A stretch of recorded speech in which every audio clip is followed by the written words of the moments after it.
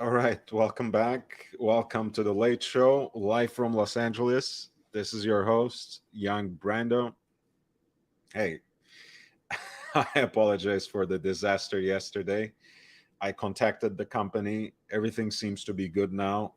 Who knows? We're in the hands of God, so we'll see where it goes. But I'm live now. I joined you with some content earlier on the revival of Daniel Roth. We will talk a little bit about that momentarily. And I just opened a poll. So if you could take your pick and decide whether I should cover the Ineichen Zurich uh, auction, which actually is called The Art of Breguet, which covers Breguet watches exclusively and has some great examples, or whether I should cover the Sotheby's Hong Kong auction that I had started yesterday and that St. Peter was helping me out with before things completely broke down. So make sure to vote in that poll that I set up.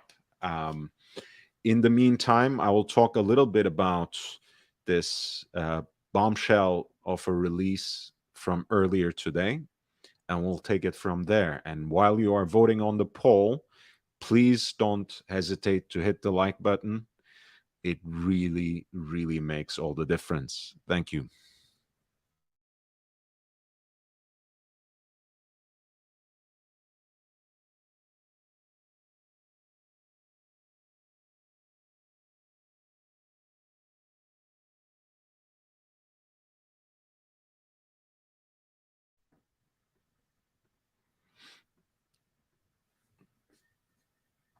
So I've already talked quite a lot about this recent effort of reviving Daniel Roth brand under the premises, under the auspices of Louis Vuitton's high complications workshop, La Fabrique du Temps.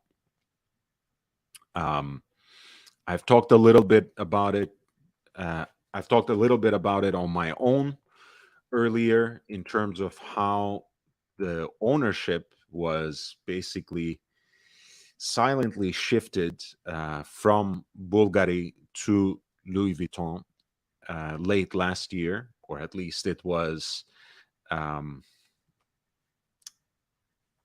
soft opened, silently announced late last year.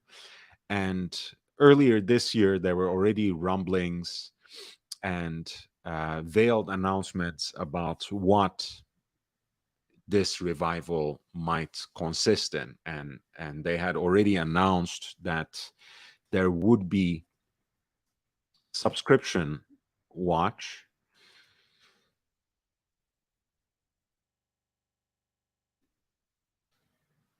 that they were going to release later this year. And today was the big day, apparently.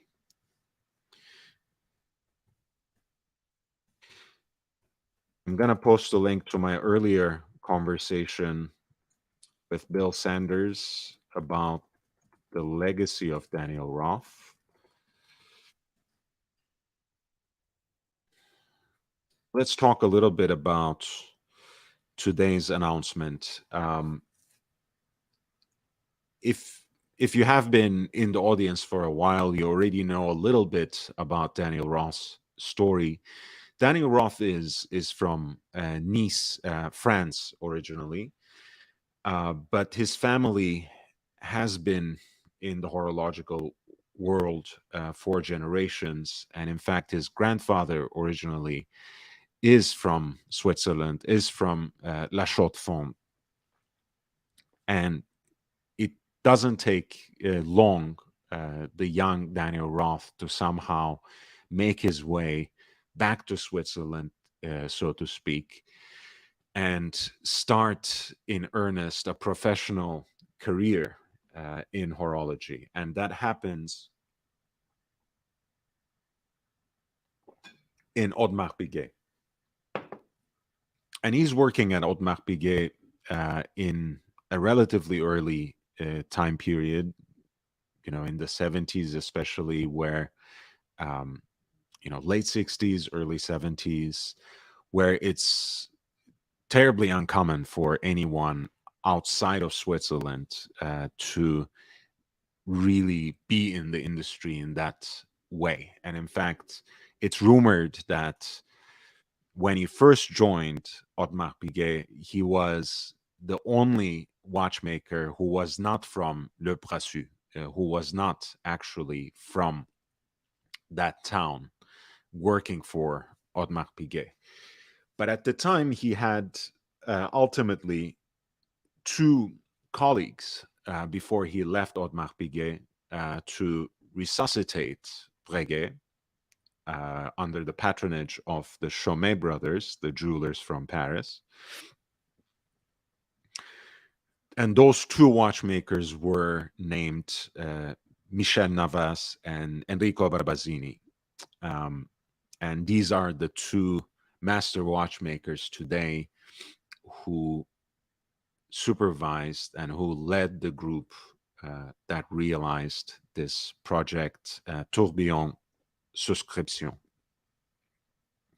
A limited run of 20 pieces that, in an important sense, closes the circle of Daniel Roth's life work, which can be summed up in this phrase that they use very suggestively: la montre, objet d'art, the watch as an artistic object, as a miniature representation of the highest quality of materials, the finest grade of materials, and the utmost level of technical innovation.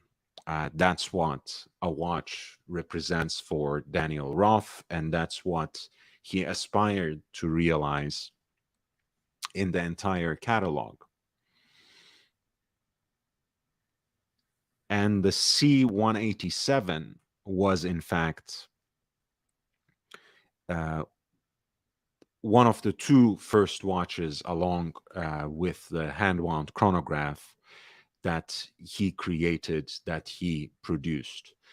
That production included also a limited run of 25 pieces that were commissioned by William Asprey of the esteemed Aspreys of London.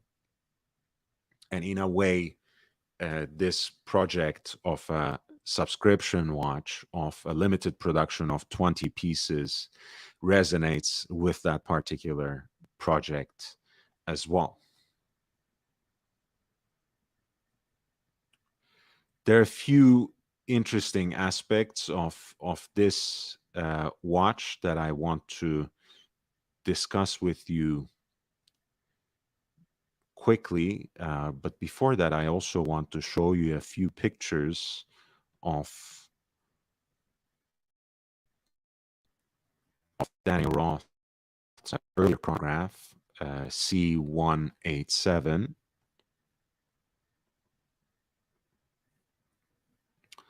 Let me pull that up.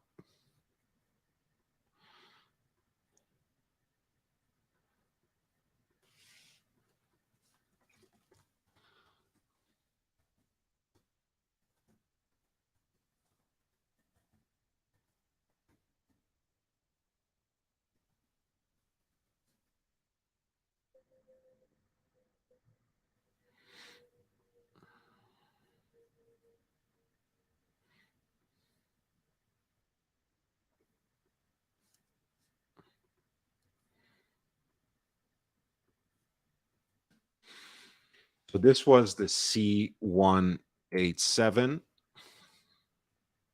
here in yellow gold, and in the version of the guilloche decoration that Daniel Roth has become perhaps more famous for, the pinstripe or Godron that takes part of the the upper two-thirds of the ellipsocurvex shape, the double ellipsis case design that we came to associate with Daniel Roth watches. And if you remember the thumbnail of this live stream, Breguet's realization of the tourbillon, of course, is very reminiscent, and that is no coincidence, since Daniel Roth was already on his way to produce a tourbillon for Breguet before he was forced to leave the brand after it's practically went down with the disaster, with the scandal that the Chomet brothers faced. But that should not preoccupy us now. Of course, the branding and numbering on the dial on these frosted plaques is part and parcel of that aesthetic that Daniel Roth established and implemented on wristwatches at Breguet, and so is the hour track, which of course is realized on what we call Breguet frosting today. The dials are produced from gold blanks, in this case in a silvered form of galvanization, and the hands are heat blued to stand against that silvery background. What is perhaps most unique is, of course, that this is called régulateur tourbillon, tourbillon regulator, and uses the tourbillon cage itself to indicate seconds, which are laid out in a fan-like manner in three sectors, and you have a kind of a triple seconds hand of varying length that allows the indication in graduations of 20.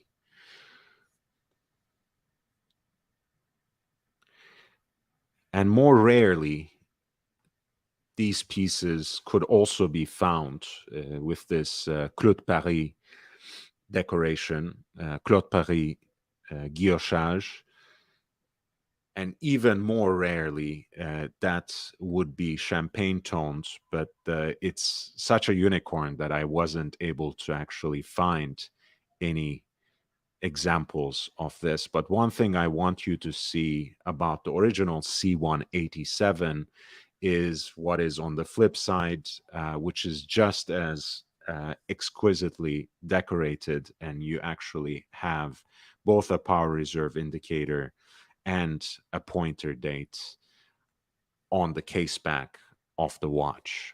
In the modern version, we simply have a solid case back in matching 18 karat yellow gold.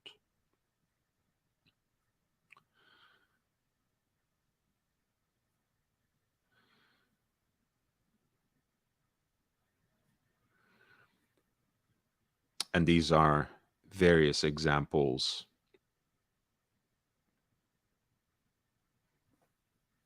of the C187 in its original form.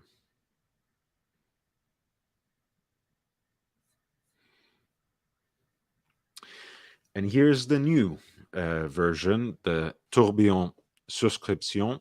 As you can see, the fonts are a little different.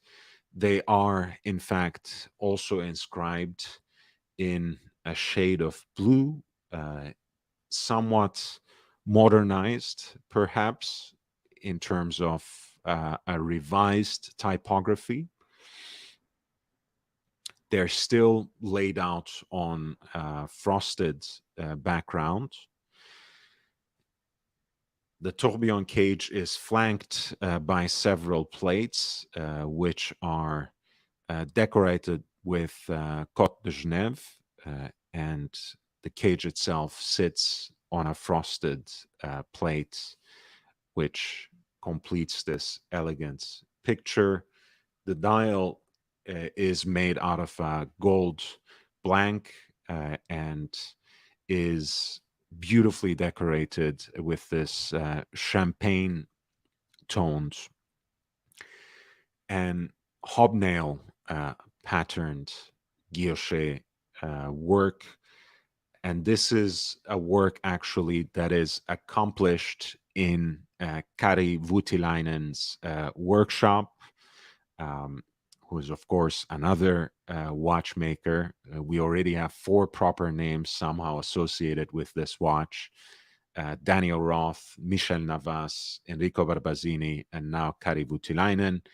And it turns out that these 20 dials actually were produced in Voutilainen's very own workshop and not his proprietary dial maker, Comblemine, which is great as it is, which makes various degrees of guillochage, including the hand guided artisan fashion. But even that wasn't enough for the standards that Louis Vuitton was setting for itself, that La Fabrique du Temps came to exemplify. So they had to actually go the full 9 yards and commission Voutilainen's own workshop to produce the guilloche decorated dials for the subscription watch.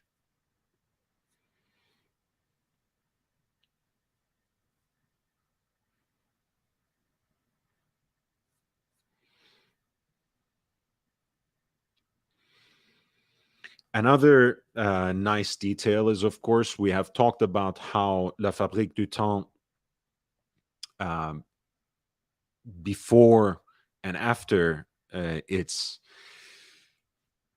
integration to Louis Vuitton's watchmaking um, manufacture,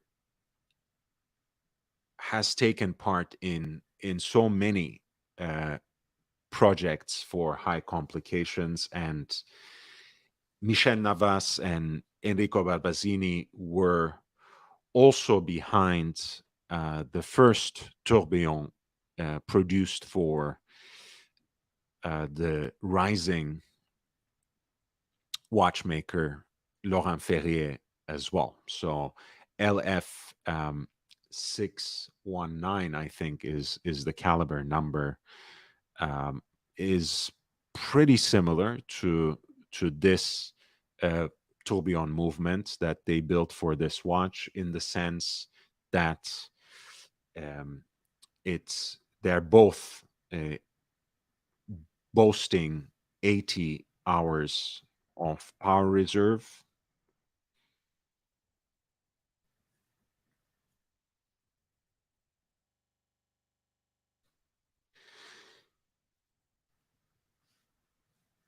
and they both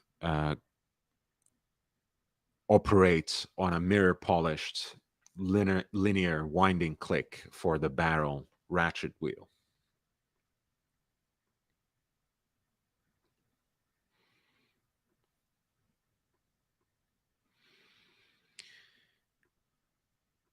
One of the things that I was really wondering, hi JJ, how are you doing, man? Hey Paul, good to see you, my friend. I find it weird that Daniel. Oh yes, I was just going to. That was my primary, primary worry, my primary concern, um, Paul. And one thing that I was happy to see was that they at least got his blessing, that they at least got him on board to speak about the history of the brand.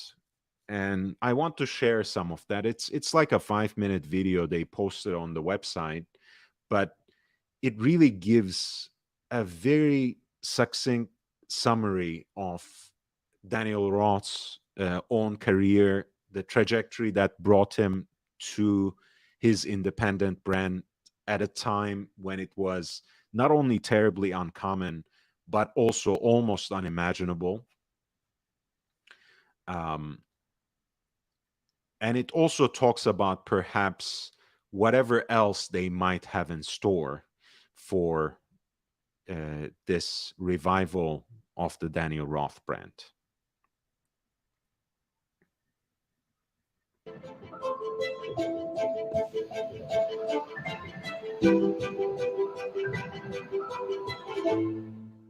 Mon grand-père, il travaillait bien. Il avait un petit magasin, alors c'était un peu tout.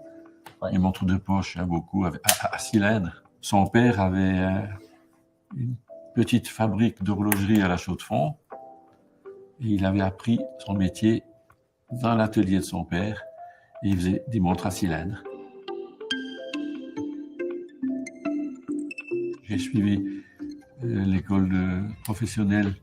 C'était un lycée technique où j'ai appris horloger avec un professeur qui était fantastique. Et puis, c'est lui qui m'a donné le goût à l'horlogerie. C'était passionnant. C'est là que j'ai commencé de me passionner pour les montres. Et c'est pour ça que je suis venu à la Vallée de Joux et que je suis entré chez Audemars Piguet. So he started by talking about how there was a lineage of watchmakers in his family that goes back at least 3 generations. And after studying in the vocational school in France, he himself made the journey to Vallée de Joux and started working at Audemars Piguet. Alors là, j'étais dans l'atelier de réglage où on réglait les extraplates, qu'il y avait beaucoup à l'époque, des 2003 extraplates. One of the things I like is, of course, the Daniel Roth brand and the work Daniel Roth did at Breguet is mostly known through these complicated watches, classical complications like a hand-wound 2-register chronograph, the tourbillon, retrograde hour. But he himself, since he is into the finer things, so to speak, is really invested in ultra-thin watches. And in this 5-minute cut they have from the interview, it keeps coming up. And this is the first thing he mentions about his experience in Audemars Piguet as well. When he was working in the regulations department, he worked on thousands of ultra-thin pieces, and he took great pleasure in doing that. Puis après, ils m'ont mis au service après-vente. Alors là, j'ai pu un peu voir tout. L'étape suivante, ça a été de rencontrer les frères Chaumet. And I think he cut his teeth also in the customer service, or rather really service department, because après-vente is really when you know, he was basically one of the people who took care of the watches when they were sent back to the manufacturer for service. And he ends up meeting the Chaumet brothers, who appreciate not only his craft, but also his honesty, and accept to send him back to watchmaking school again, where he dedicates himself, where Daniel Roth spends an entire year studying specifically Abraham Louis Breguet's work, and completes a pocket watch, a perpetual calendar pocket watch, as his student project, which the Chaumet brothers then sell to fund that year in watchmaking school for Daniel Roth, and the rest, as they say, is history. Qui était propriétaire de Breguet. Et je suis tombé sur des gens vraiment bien, qui comprenaient l'horlogerie à ce niveau-là, qui souhaitait qu'on en fasse quelque chose de bien. It really is, isn't it, Paul? I mean, it's just he's such a passionate and distinguished old gentleman, you know, sitting in front of the fireplace with his beautiful and hearty jumper and just losing himself talking about watches. One can hardly imagine better retirement. I know for a fact that he still makes a few watches completely by hand per year under the brand Jean Daniel Nicolas, which is, of course, his wife's name, his name, and his son's name. And they work together in producing these unique watches, which I call the jelly bean. It's again a very unique case shape. You should check them out at some point. Pour finir, on était une 15-20 horlogers qui travaillaient pour Breguet. Puis effectivement, ils ont arrêté Breguet au bout d'une douzaine d'années pour moi. And under the patronage of the Chaumes, he ends up working for Breguet from 1973 roughly to 1988. The Chaumet brothers get themselves into trouble in some sort of speculative scheme around diamonds. I'm not going to get into it. So Breguet practically goes under, is picked up by the Bahraini investment company Investcorp, which later succeeds in bringing them back and making them profitable again, only to pass them forward to the Swatch Group. But that 73 to 88, maybe a little bit into the 90s even, all those Breguet watches really carry the signature of Daniel Roth, because, you know, like he said, there were about 15, 20 watchmakers at the end of the day at that time at Breguet, and that's quite impressive. Puis c'est là que je me suis mis chez moi pour faire Daniel Roth. J'ai commencé par fabriquer un tourbillon. Ce qui est beau, c'est l'aspect technique, bien sûr. Un tourbillon qui bouge comme ça, je trouve ça fantastique. Ça rend la montre vivante. Pour moi, c'était ça l'important. Vous avez en bas le tourbillon qui est bien visible. J'avais mis les aiguilles au-dessus, bien sûr, pour laisser la place au tourbillon en dessous. Puis ça fait un bel équilibre. On se demandait, puis moi aussi, bien sûr, si un tourbillon pourrait marcher au bras de quelqu'un. C'était la difficulté qui me serrait le ventre, parce que c'était des heures et des heures de travail. Puis je me disais, puis si ça se trouve, ça sert à rien. Et puis ça a servi à quelque chose, puisque, voilà. Au début, les gens ne comprenaient pas cette forme. This is really important as well. Already by the end of his term at Breguet, he was working with Breguet and Lemonnier to create a tourbillon watch for them. And the first Breguet tourbillon as a wristwatch is, in an important sense, his creation as well. And at that time, it was a unique concept, right? For a certain period of time, to a certain extent, still today, the tourbillon seems to be a rite of initiation for any new watchmaker, any rising independent horologist to really make their mark on the scene. But to have a tourbillon as a wristwatch was at the time a unique idea, and as it was a unique implementation. It was unusual, but Daniel Roth appreciated both its utility as a regulating device, but also just the sheer aesthetics of it, the pleasure one takes in looking at the tourbillon in the way that it almost makes the watch come alive on the wrist.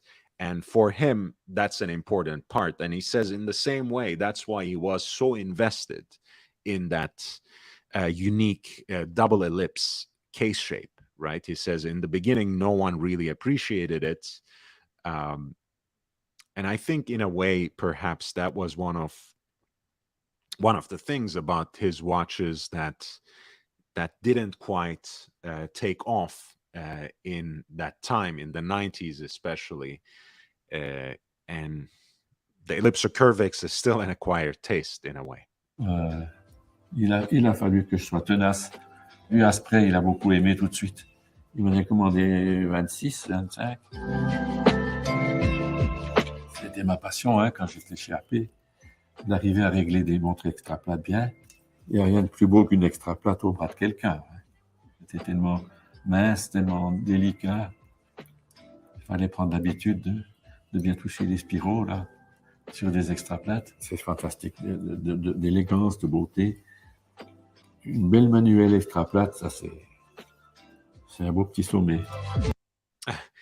There it comes up again. He's talking about the almost sensual pleasure of adjusting and regulating an ultra thin watch. You know, he was talking about playing with those delicate springs.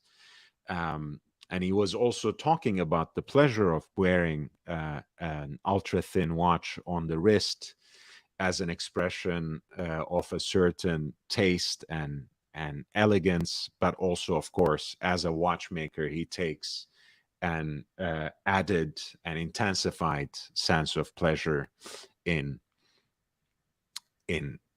accomplishing that, in making sure that you have a mechanical watch in such close quarters, in such restricted dimensions, of a ultra thin dress watch. Well, there we go. Society of thin dress watches. Danny Roth belongs to it too, apparently, as does Archie Luxury. La rétrograde, ça m'a passionné également. C'est surprenant, ce cadran. Moi, je l'aime beaucoup. Alors, ça va de 6h à 6h. Puis vous allez voir à 6h, il retourne à 6h. Voilà. Il retourne à 6h et on recommence.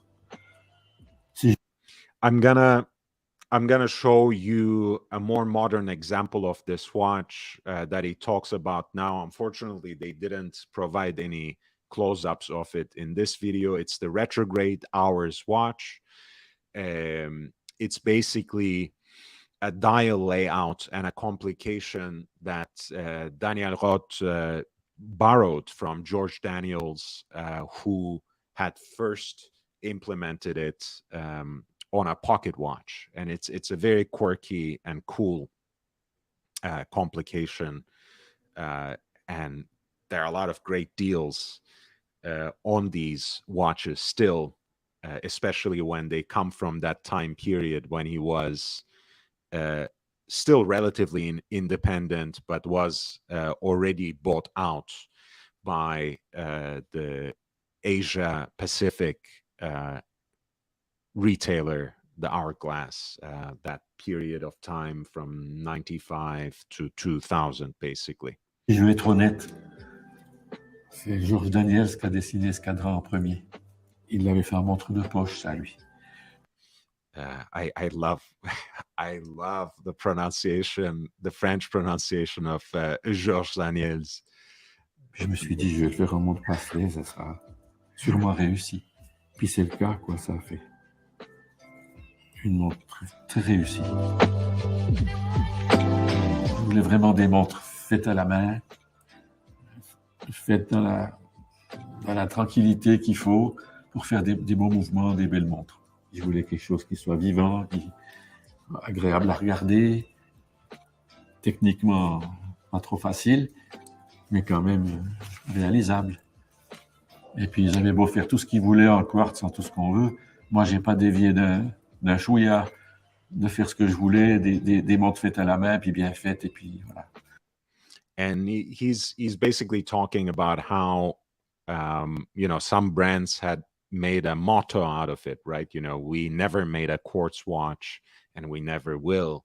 And he's saying that he never deviated from this path of making beautiful, touching, artistic objects that realized impressive mechanical complications and that served as reliable timekeepers. And he privileged in doing that the work of his own hands and the work of the hands of his watchmakers. J'aurais jamais cru que ça aurait du succès quand même à ce point-là. Je suis resté passionné par mon travail, et puis le reste, ça m'est égal. Je faisais du travail comme ça. Ouais, j'ai fait tout ce que j'aimais, le mieux possible. Et puis voilà, on en est là. Ça me fait un grand plaisir de voir le tourbillon renaître. Ah oui, oui, oui. C'est les horlogers d'aujourd'hui qui refont cette montre, et toujours avec autant de goût, de plaisir à refaire cette chose, de ne pas en dévier, de rester fidèle à quand même au style que j'avais créé. Mais il l'a encore amélioré, jusque dans les petits détails. Tout ce que j'ai fait, c'est bien de le refaire, quoi. Ça fait plaisir. It's really adorable, with his fisherman's sweater, with his fisherman's jumper and everything. He's just talking about the passion he has in reviving, in seeing his watches being revived and being reborn. And at the end, he says, specifically about the tourbillon, that they have not only recreated it, but improved on certain aspects of it. And to La Fabrique du Temps credit, they have doubled the power reserve, right? It's now 80 hours rather than the 40 hours that C187 had, for example.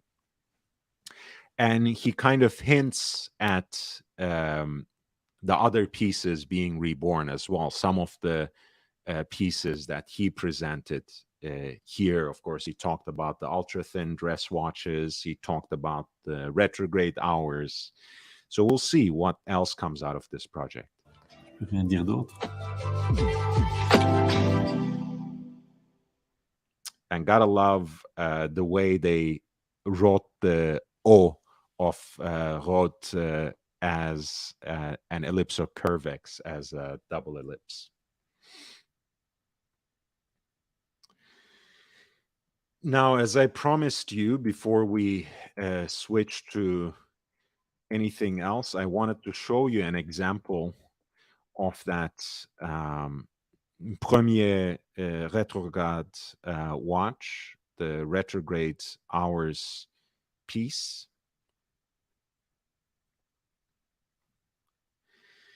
There we go. Basically, it goes for 6 hours and then it snaps back to 6 on the other side of the dial.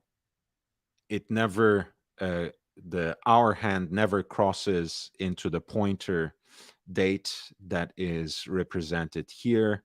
And of course, the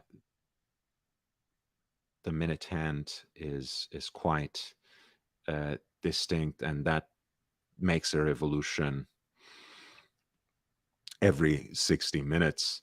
The dial in this example is in a kind of cobalt blue with the same pinstripe guilloche decoration.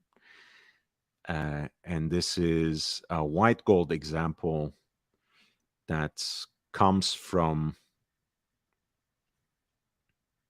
the hourglass period with a matching pin buckle and a gaiter strap as well, with all the documents and the original presentation box in a shape that echoes the ellipsocurvex design. And this is a piece that belongs to that period, basically, when the brand was going through some financial restructuring and was bought out by the Hourglass before it was passed on to Bulgari in year 2000. And this piece is being sold at the fixed price of 11,500 on Chrono 24.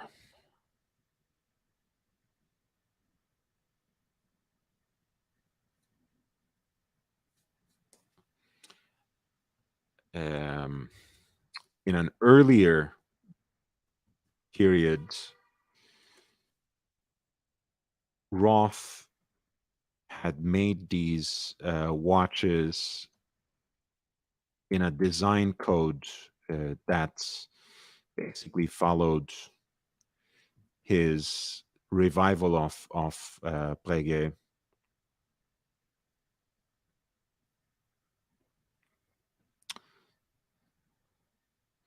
So these were his early designs, his early implementations of that retrograde hours watch, which actually uses the subdial for small seconds rather than a pointer date. This has to be my favorite two-tone with pink gold case, white gold bezel, silvered pinstripe guilloche dial with the frosted scale for hours, as well as the minute track and the second track. All these sectors are in a shade of salmon. Incredible. All right, so let's check out the results of the poll. Oh, that was close. So Sotheby's Hong Kong it is. Let's go. I'll bring it up and we'll go from there.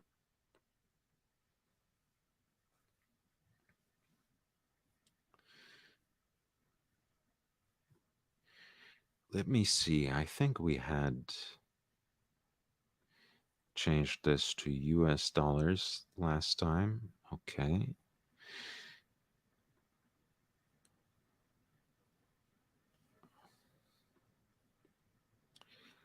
We looked at this particular example of Gerald Janta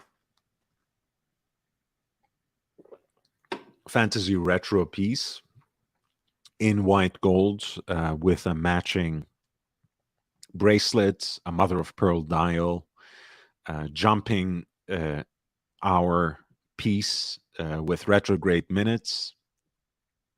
These are, of course, licensed products by Disney.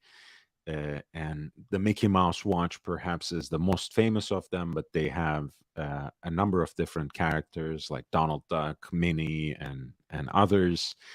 And a lot of times they strike a kind of sporty or dynamic pose where the tool or one of their hands doubles up as a minute hand, and there is an opening for the digital expression of the hour as well. In this case, pardon me, that aperture is at the imaginary 4 o'clock, and the 60-minute scale is expressed as a fan that takes up the upper half of the watch. It's a mother of pearl dial as well, which these pieces often are. And this particular example comes with its box and warranty card.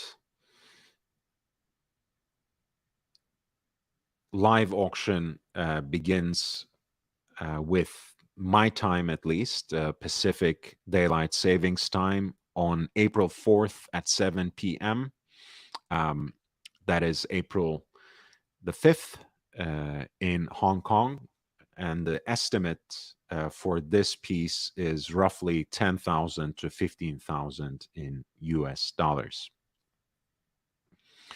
As always, if you would like to direct my attention to any particular lots, please feel free to send in the lot number with a super chat, and I will happily skip ahead or go back to the watch you like and dive right into it with some horological and historical detail. Also, feel free to jump on the panel. We can discuss these watches together. And if you would like to derail the discussion for another kind of watch-related discussion, I would welcome that as well. Lot 3 is a 50th anniversary Submariner. Of course, this year is the 70th anniversary, and we are looking ahead to the end of the month to Geneva, to Watches and Wonders, to see if Rolex is actually celebrating this particular anniversary, if they will be releasing any new Submariners. But when they celebrated the 50th anniversary in 2003, they came up with this version of the 1661 O LV for Lunette Verte, the Submariner date with a distinctive green aluminum bezel insert. This is an example from roughly year 2008. The pieces from 2004, which have a bezel with flat 4, as it's called, are a little more desirable and go for a premium.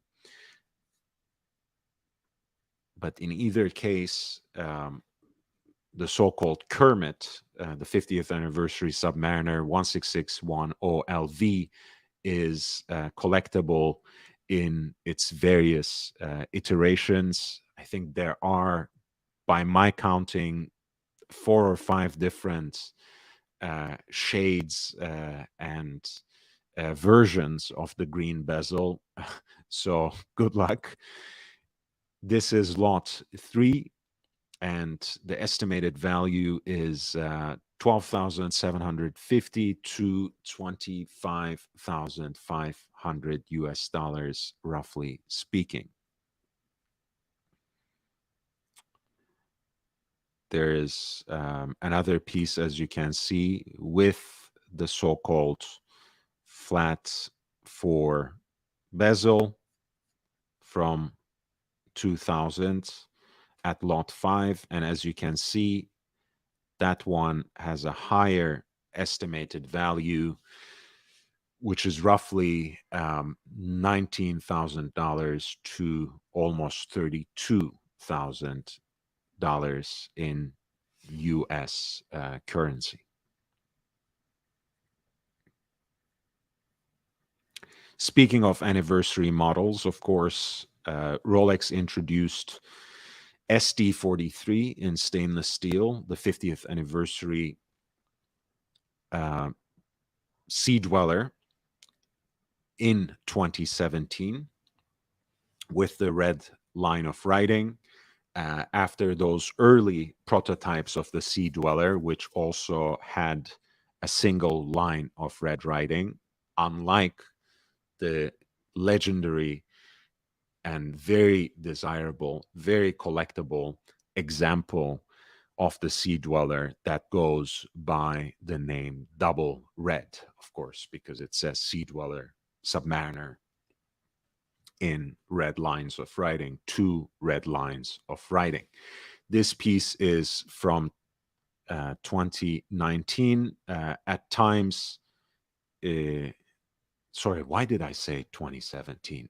The 50th anniversary Sea Dweller is from 2019, no? Brain fart. Yes, it was from 2017. I don't know why I'm being confused. Anyways, so the early examples from 2017 are valued even are more highly priced sometimes, but this is a later example from 2019 of the reference 126600, and the estimated value for this piece is roughly speaking 9,000 to 12,800 dollars.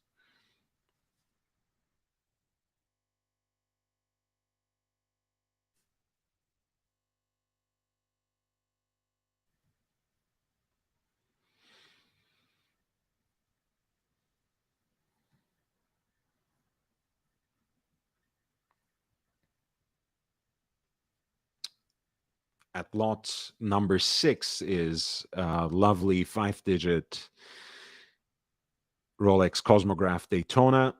This belongs, of course, to the first generation of self-winding Daytona chronographs by Rolex. They were built on the base of the Zenit El Primero caliber 400, which, as its name indicates, was one of the first, if not the first, integrated self-winding chronograph caliber in the world. Um,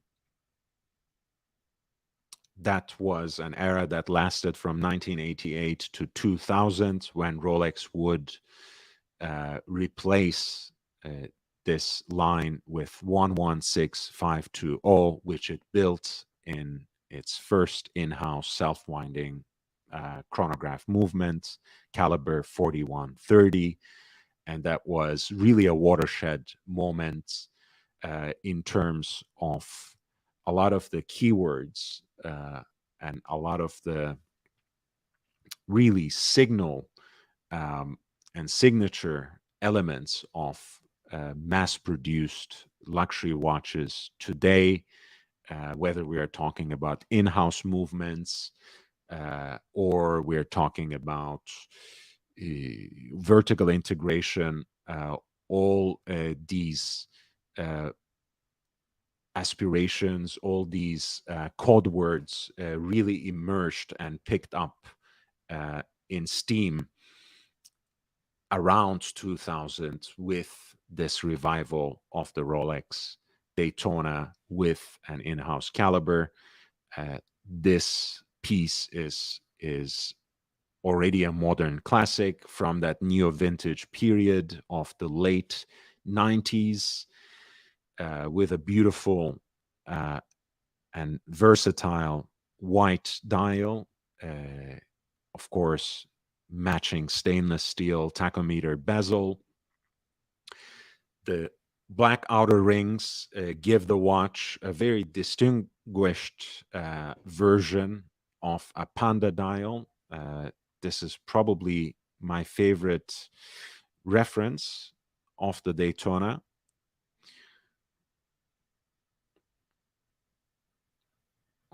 Hopefully, people who are into 4 digits and hand wound pieces don't get too offended.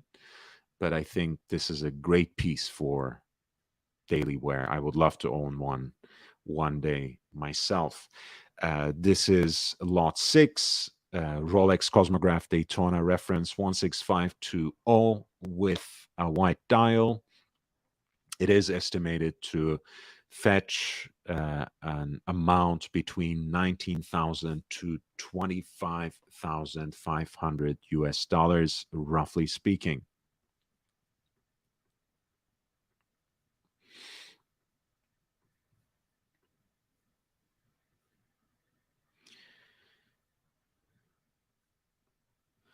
Speaking of beautiful Daytonas, this is one from the 6-digit era, running, of course, on caliber 4130.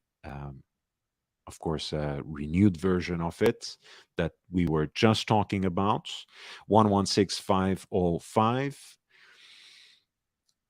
in 18 karat pink gold, with a matching oyster bracelet. Of course, Rolex had to come up with a proprietary name, which is Everrose. referring to the fact that it perpetually remains with that pink shade of that precious metal.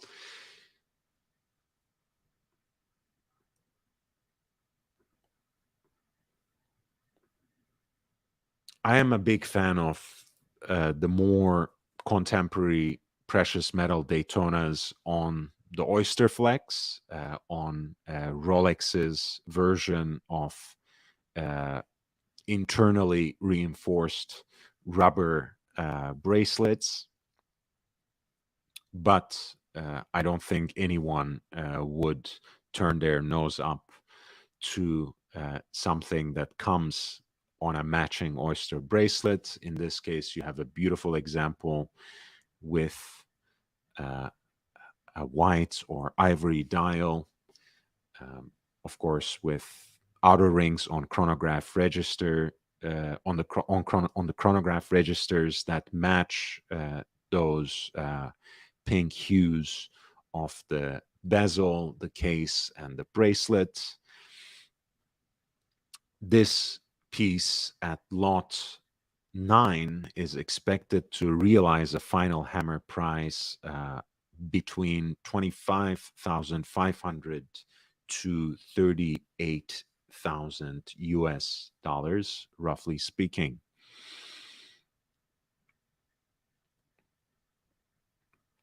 And here is a stainless steel example of the 6-digit generation 116520,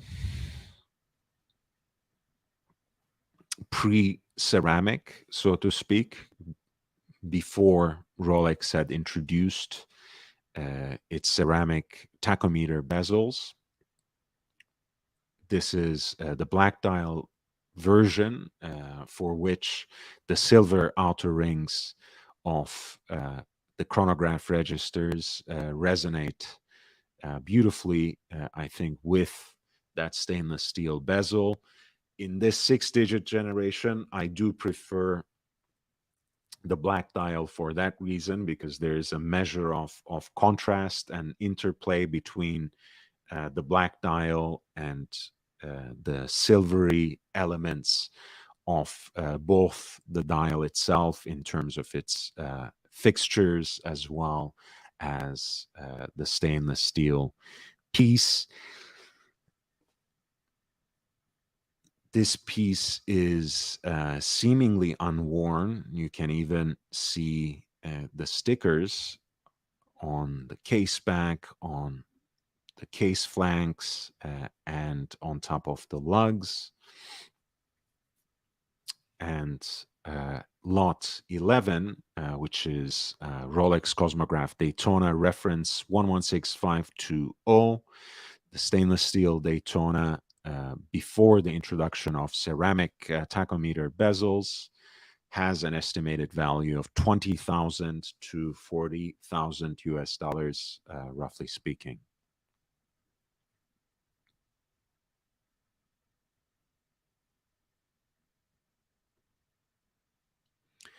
At lot 13, we have a mid-sized Patek Philippe Nautilus. This was kind of a 90s take on the original Gerald Janta design from 1976. A reduced sized case and a centrally deployed seconds hand constitute the major changes from the original 3700 reference. This particular example has a jam set dial that has brilliant round cut diamonds set as its indices.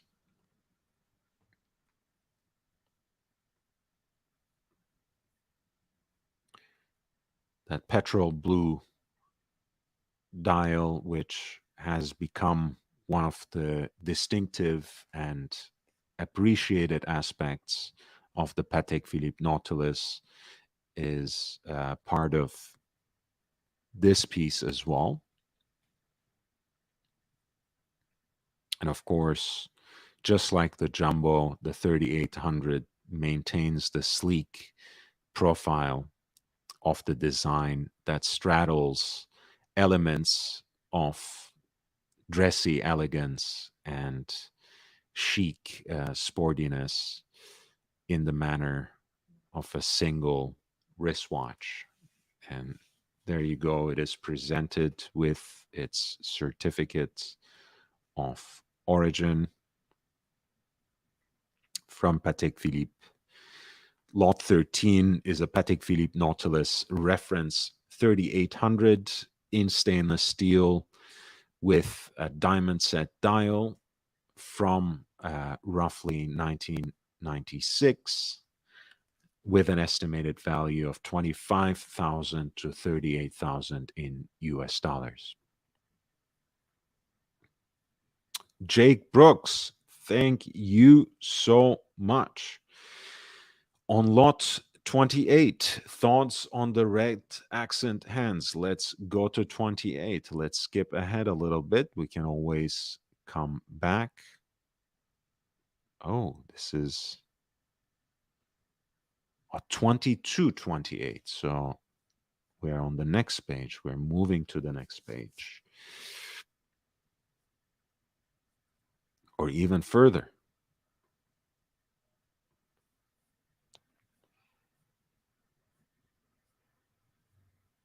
All right. We're here. I love it. I love it. I have a link for you for this particular model, JB. I'll share it with you in the background. I will DM you on Instagram. This is, of course, the white gold Cosmograph Daytona 116509 on the matching bracelet with the meteorite dial. As you know, these are all lovely cross sections of actual meteorites. I'm not gonna dispense with any cheap out of this world puns for this one, but suffice to say that each of them represents a unique aesthetic. No meteorite dial is equal to another one, so it is perhaps for that reason really worthy of taking a closer look each time you see a watch that is advertised as a meteorite dial. In this case, I really love the red hands because otherwise the watch could have risked being either too monotonous, too monochromatic, but also perhaps too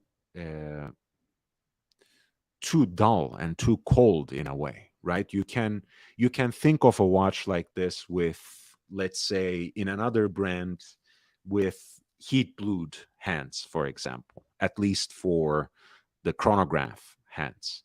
And I think that would be a cold watch. It would be a different aesthetic. Some might prefer it, but for a watch like the Daytona that expresses a little bit more of this racing heritage, of this kind of chic sportiness, I like the red. And of course, it doesn't hurt that it matches the red writing of the Daytona around the arc of the small seconds dial, which of course, with the in-house movement, is shifted to 6 o'clock. Let me send you this link, JB, in the background.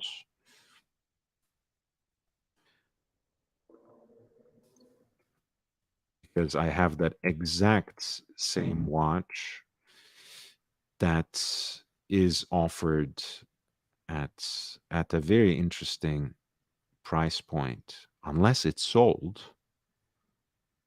Did it get sold? I think it did.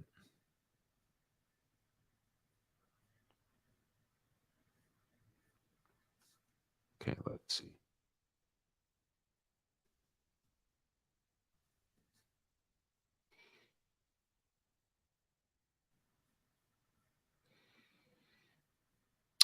There's the one on the leather band from the earlier generation, but I think the other one might. So let me check very quickly. Had elsewhere. I hope I'm not getting confused. No, I'm not getting confused. It's just gone.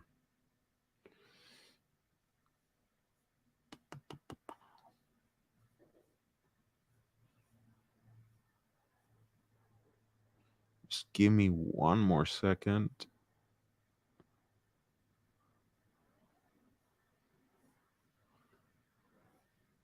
Oh no, I found it. I found it.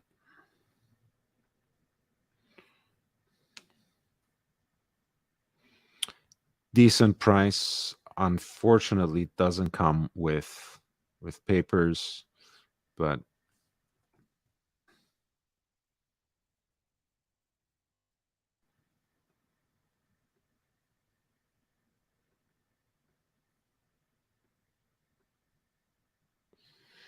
let me see.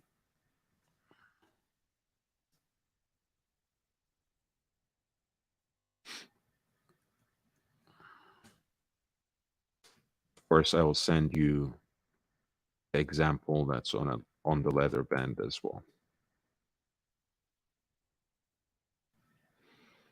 And if the Chrono 24 link doesn't work, just ask me again towards the end of the stream and we'll take a look. I really like this. This particular example looks like it's in stellar condition. And the meteorite dial, again, sometimes they can look really washed out, but I like the fact that this one um, has a lot of darker striations in gray, which gives the dial a little more play. I don't know. I like the meteorite dials for Daytonas. Um, I like them on really on all the Rolexes, on the GMT Master 2, etc. But for whatever reason, I think it looks best on the white gold Daytona, but that's just me. So this is a great piece, the lot 2228. Thank you so much for your super chat, JB. If you have any other questions about that watch, feel free to ask again, and I will, of course, get back to it. One of the usual suspects, the 5711, the one that is now discontinued. As you know, of course, Patek now came out with 5811 in a revised case and in white gold. That reference doesn't yet exist in stainless steel. Of course, it is eventually going to drop, but for now, the Nautilus fans have to content themselves with the secondary market, with the now discontinued reference 5711, which had signaled the return of the jumbo for the Patek Philippe Nautilus. Here you have an example from year 2010.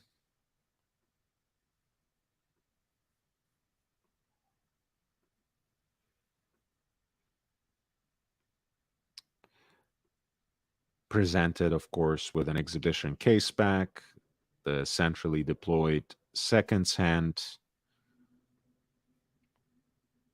and there with its certificate of authenticity.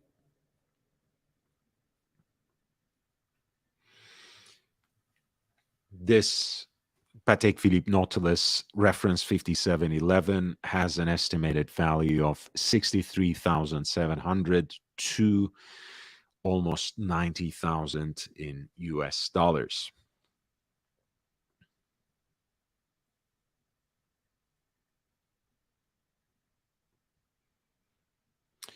I don't know what would make you say that, Ozzy.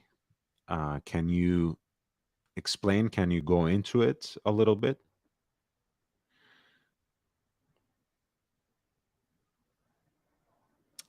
There we go. Another. Speaking of hype watches, here's one of the uh, hype hypest watches to have ever hyped. The Patek Philippe Nautilus reference 5990 that combines two very popular and two rather useful complications: the flyback chronograph as well as the travel time complication. Travel time was famously invented by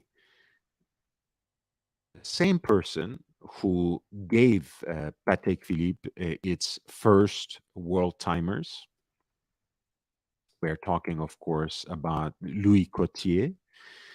Uh, that particular complication with two uh, pushers, which now expresses the jump hour back and forth on the um, band of the case, were kind of like notched sliders that allowed the user to jump the hour hand back and forth. And at that time, in fact, in the first iteration of those Calatravas, um, there was no additional hour hands yet. I'm talking about the reference 2597, the first Patek Philippe travel time A series Calatrava watch.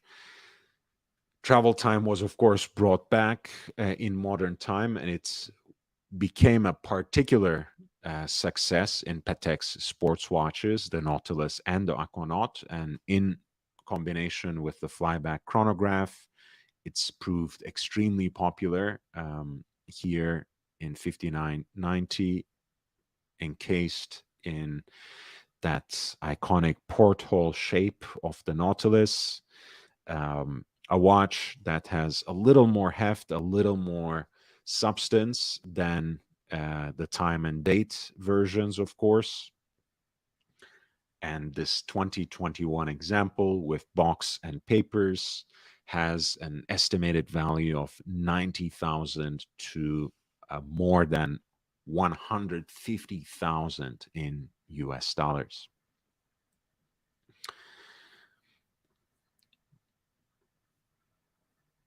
Hey, Jay Sykes, nice to see you, man.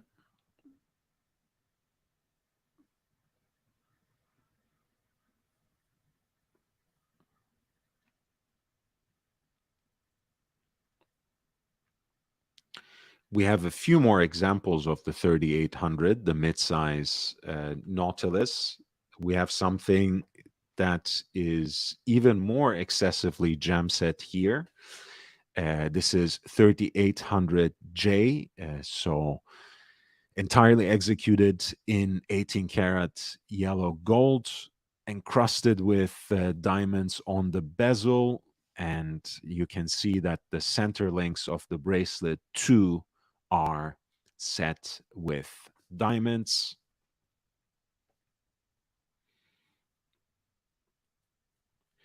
This piece has the service sticker on the back fresh from Patek service, birth year watch for our very own Aussie expat, made in 1984. Sorry, made in 1983. 84 is my birth year. 83 is Aussie's. This 3800J has an estimated value of 30,500 to 40,800 US dollars, approximately. Lot 17 for a Nautilus reference 3800J with a diamond set, bezel, and center links.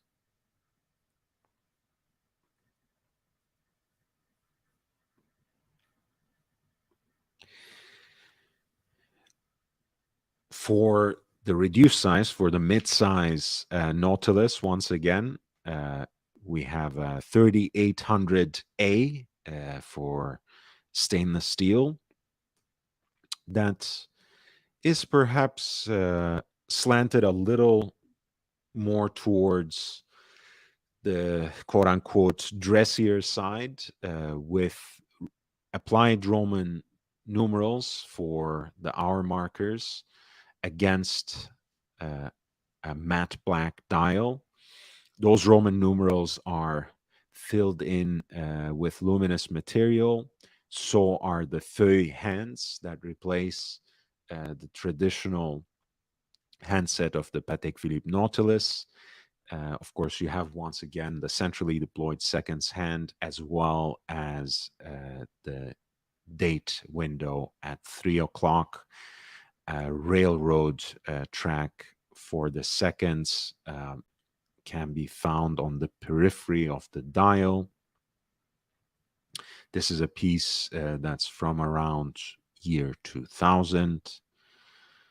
The mid-sized Patek Philippe Nautilus, here with the matte black dial with Roman numerals, with an estimated value of 30,500 to 45,800 US dollars approximately.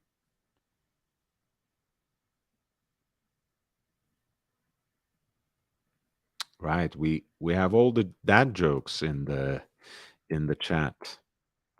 Amazing.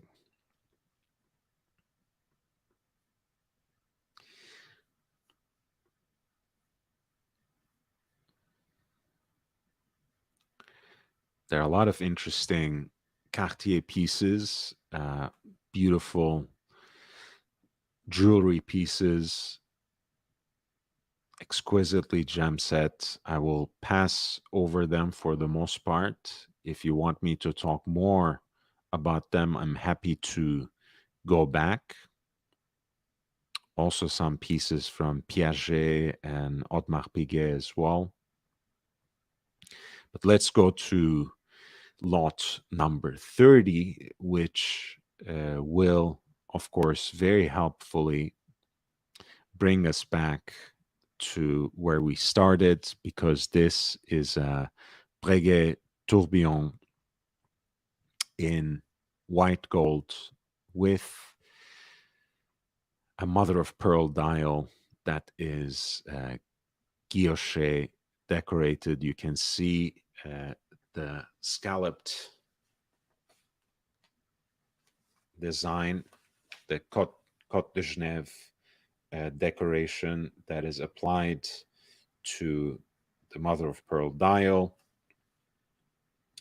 The hobnail, which occupies the center of the main dial of the watch, which of course has Breguet hands of heat blued stainless steel, and the stylized Arabic numerals for hour markers that we today know by the name of Breguet numerals. Of course, you have those seconds hands, as you can see here. the bridge that is beautifully satin brushed, and the plates flanking the tourbillon cage are, to my eyes, freehand engraved with these floral patterns. And finally, you have baguette cut diamonds that decorate both the bezel, um, well, baguette cut diamonds that decorate the bezel, and then brilliants that set the lugs of the piece. Again, this can be understood as a ladies tourbillon with a 35 millimeter case, but it can certainly be worn by a man as well. Very elegant piece and very beautifully decorated on the case back as well, with the number inscribed on the back, the continuation of, I guess these are really wave-like motifs rather than flowers. So I do apologize. And of course, the patent, the date of the patent that Abraham Louis Breguet acquired for his first tourbillon is also inscribed on the case back.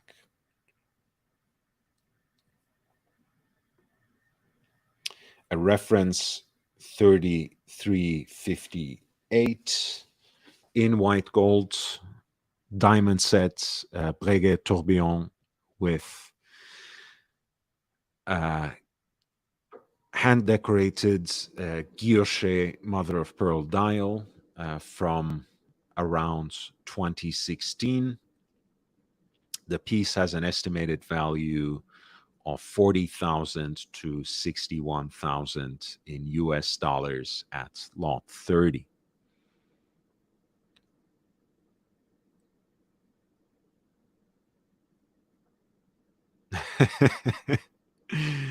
uh, yeah, it pains me. It pains me.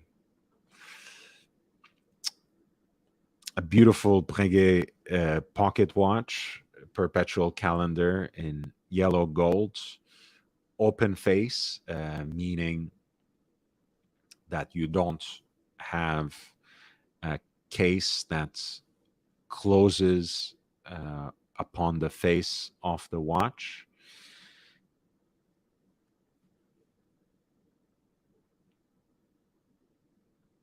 You can see all the codes of Breguet, of course.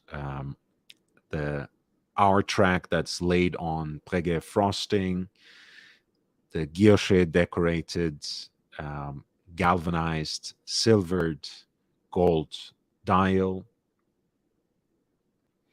that has various different patterns for the decoration, from a wave-like pattern for the subdials, as well as clou de Paris or hobnail design for the center of the dial, moon phase at 12 o'clock, an indicator for months, as well as the leap year at 6, a pointer date at 9, and a day of the week at 3.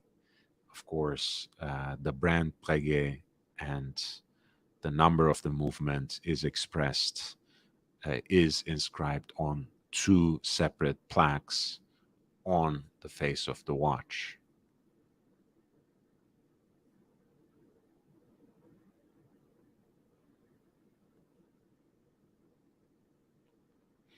This, by the way, is the older logo, older inscription of Breguet that has an uncrossed T.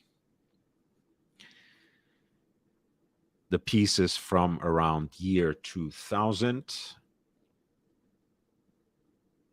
And this pocket watch at lot 33 has an estimated value of 23,000 to 35,700 US dollars, roughly speaking.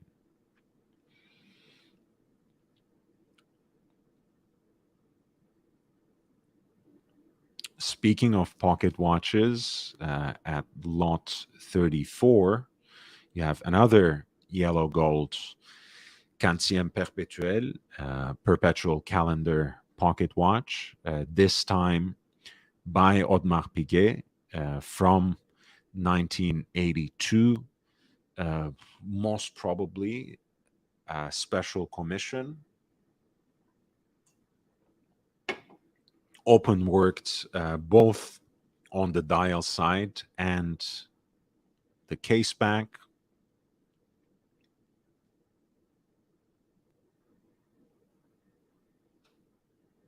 You can see how even the bridges of the movement are skeletonized. It's a beautiful aesthetic, very intricate, very special for this perpetual calendar pocket watch from 1982 by Audemars Piguet, 49 millimeters in diameter, with an estimated value of 25,500 to 51,000 in US dollars, approximately at lot 34.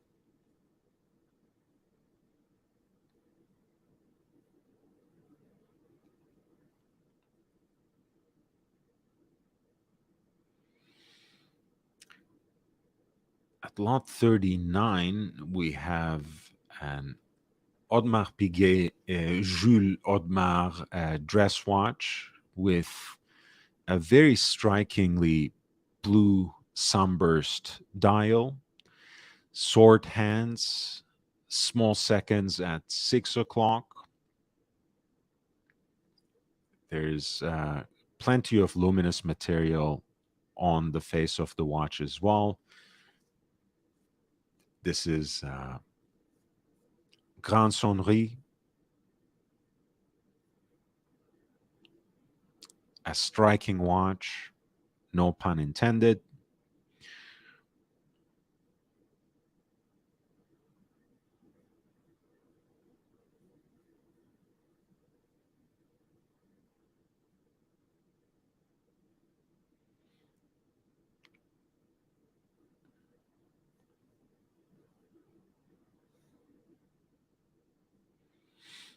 And it is in pink gold from around year 1990 with an estimated value of 76,000 to 102,000 US dollars.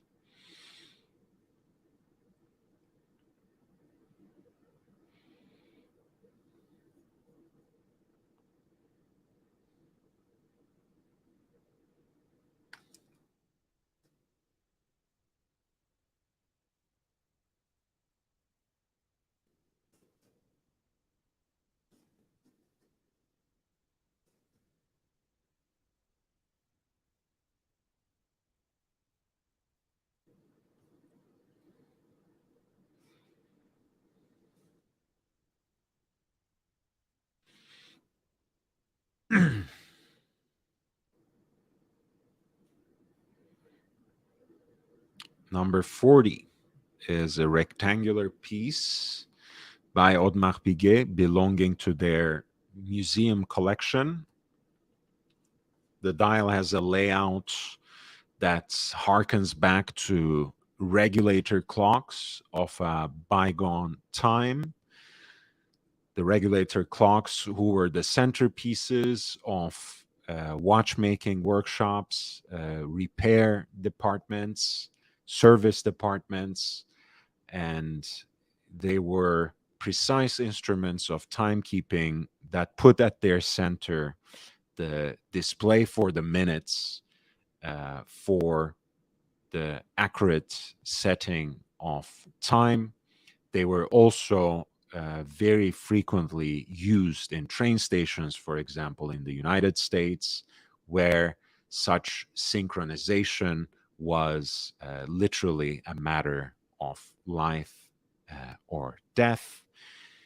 Here you also have a small seconds dial that expresses the rectangles that make up this piece.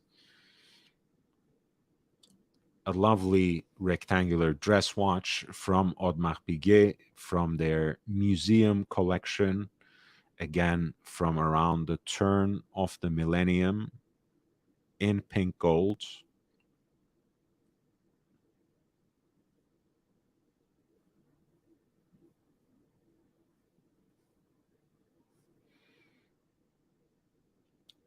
Looks to be in spectacular condition with all the inscriptions and hallmarks remarkably crisp.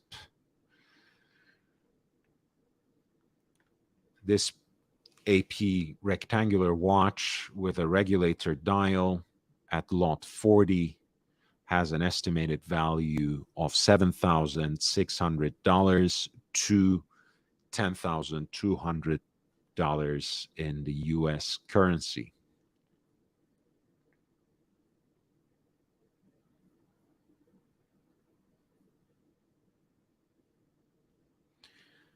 Lot 41 is a time and date piece from Audemars Piguet's now discontinued UTM series. I really like these watches. I think the chronographs are a little better. This piece somehow, to my eyes, has too much negative space. And as much as I love the engraved inscription of the brand on the bezel, I I kind of get really irritated by excessive branding. Of course, there's Audemars Piguet on the bezel, Audemars Piguet on the dial, in the form of the initials right next to the date display, and then Audemars Piguet Automatic right under it as well.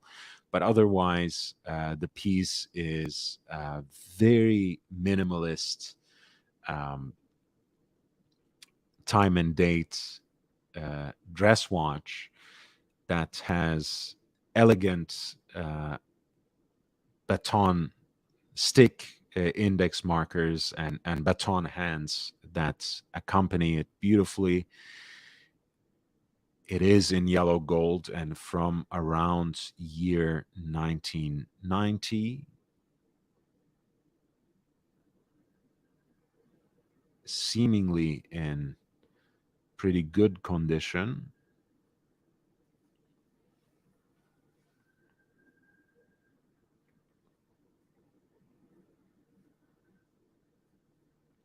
This Audemars Piguet UTM in yellow gold at lot 41 is estimated to fetch an amount between 7,000 to 9,000 in US dollars. Yellow gold with a white dial for this time and date dress watch.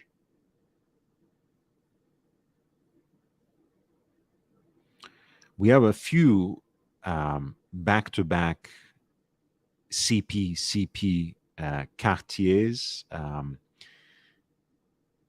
These pieces belong to that famous decade between 1998 and 2008 for Cartier, where they basically explored the crossroads of their iconic archival designs and elements of high horology.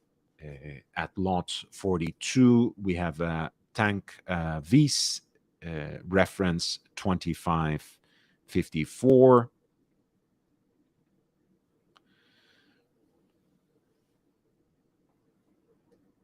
Of course, this series is very beautifully distinguished by its rosette pattern, guilloche decorated dials.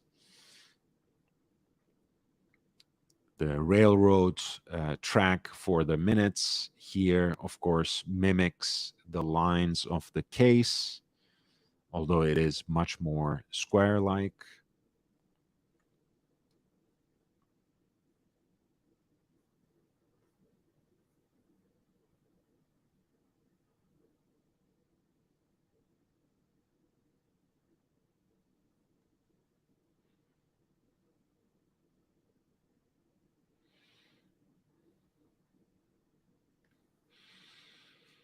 And of course, it has a kind of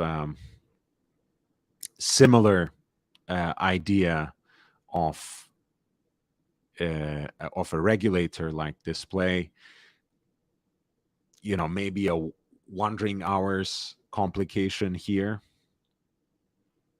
where the hour is displayed through the openings and the minute hand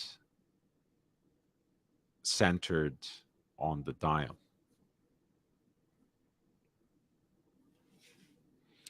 This is in white gold with a movement that you can admire through the sapphire caseback.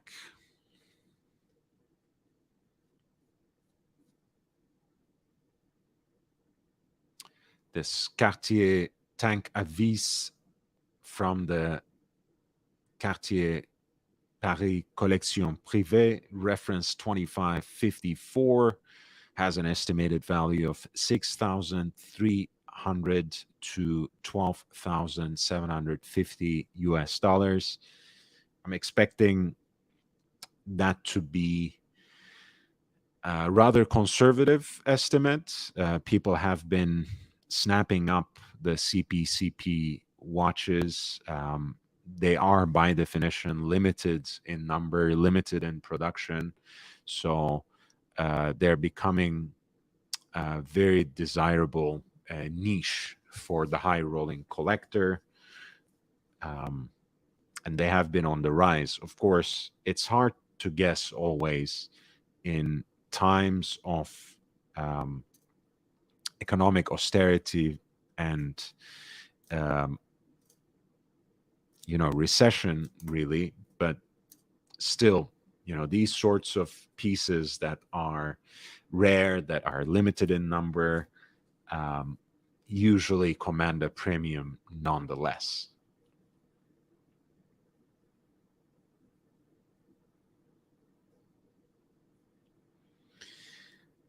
One of my favorite designs of all time, again, belonging to that private collection of Cartier Paris from 1998 to 2008. This is a piece, dual time tank centré, reference 2767, in white gold, made for the Asian market. Two distinct movements, two distinct dials that are laid out vertically and that can be independently adjusted by their corresponding crown.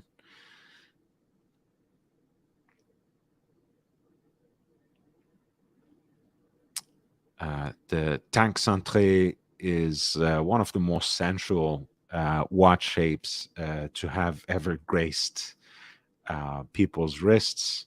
I really love it. And this particular design, this particular complication in white gold, one of only 100 examples, takes full advantage of that unique shape.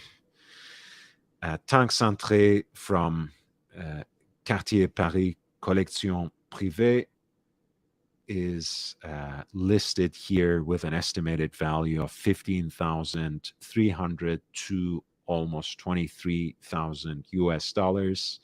Lot 43 is again one of those watches that should fetch much more than that, because these sorts of pieces, again, are extremely aspirational for the high rolling collector, extremely desirable for that particular niche. So I expect it to shatter the ceiling of that estimate.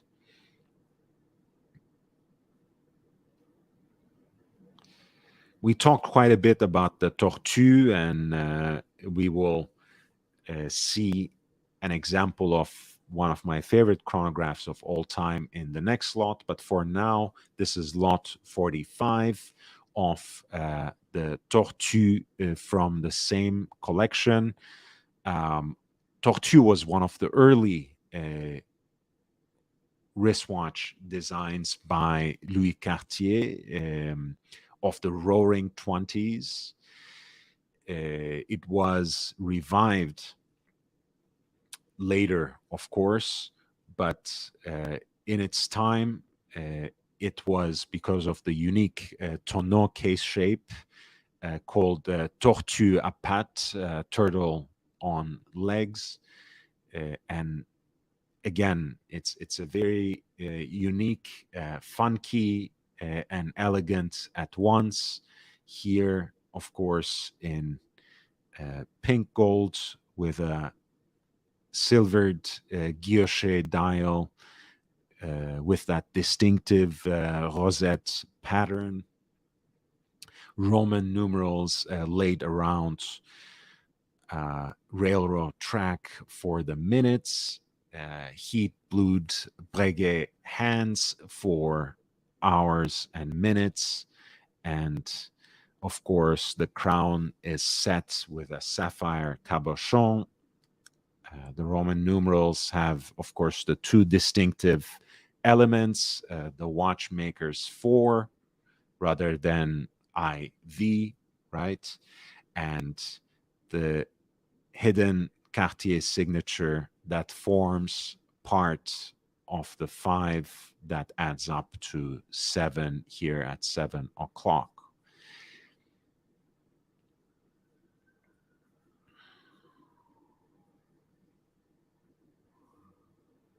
And one of the things that I really love about these exhibited movements in Cartier is the fact that the bridge plates are decorated with that double wishbone logo, and the regulators are heat blued initials of the brand as well. Here, there's a C. It's quite amazing. Again, it's not the most elegant decoration, perhaps, but that repetition of the brand logo ad infinitum somehow is so excessive that it's pleasant. It's so bad that it's good.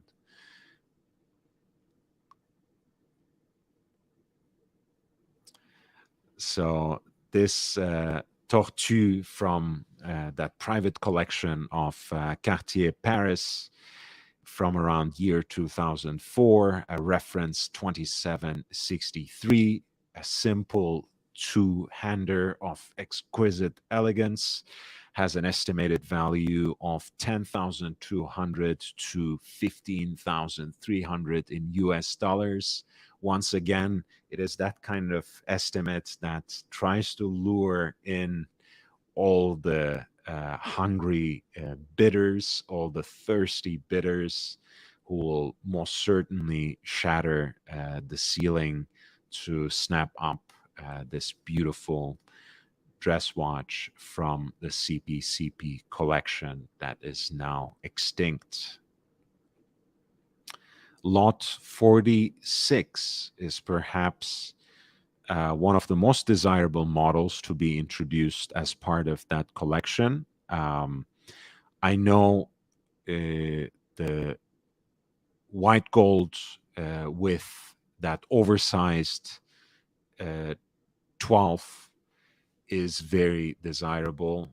Of course, the platinum examples of all CP models are extremely desirable, but people love this revival of the Tortue monopoussoir, the monopusher chronograph that comes into here the 21st century from the Roaring Twenties. It is a simple and beautiful two-register chronograph where everything is operated through a pusher integrated to the crown. Of course, in addition to that elegance that we were talking about um, of the Cartier Paris watches, the silvered guilloche dial here, it also has additional radial patterns for the chronograph registers that elevated yet more. This piece is also very important because it has a movement in it, namely 045 MC, that was designed at the time by this manufacturer called THA, that stands for Technique Horlogère Appliquée, and the caliber, column wheel, horizontal clutch, monopusher chronograph movements was created by one François-Paul Jean and Denis Flageolet. Of course, the latter carried the base of this movement also to his brand later, to De Béthune, where it was the beating heart of DB1 and DB8 as well. And here you can admire it through a sapphire caseback on this Cartier monopusher chronograph. Reference 2356 from the CPCP collection from around year 2005, with an estimate of 20,400 to 30,600 in US currency, roughly speaking, for lot 46. Vianney Alter was not part of the making of this movement. He had already left the company, apparently, by the time. But yes, VH was not part of the team who made the monopusher movement. You can double check that from the interview that Phillips conducted with none other than Denis Flageolet himself. I can send you the link to that interview to the chat, and he explains the situation in some detail there.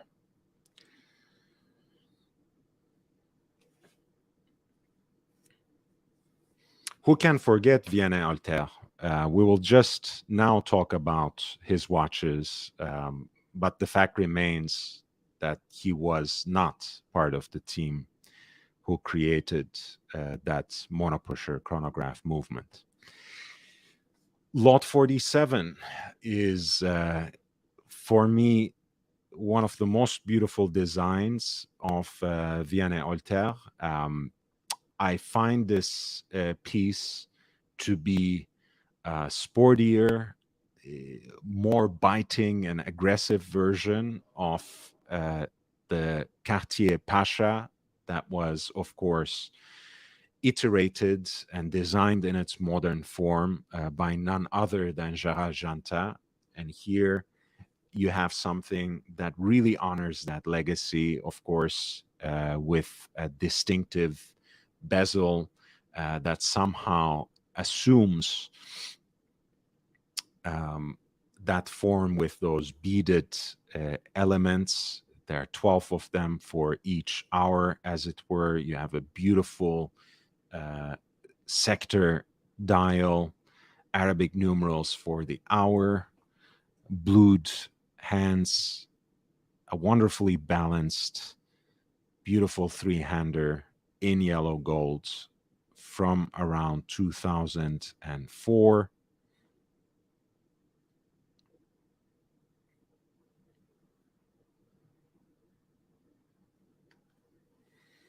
You have a wonderfully austere and strikingly beautiful movement, a hand wound movement on the back.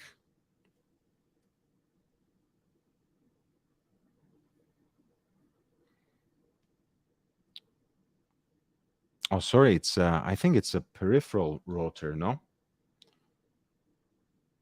I think so. I think it is a peripheral rotor.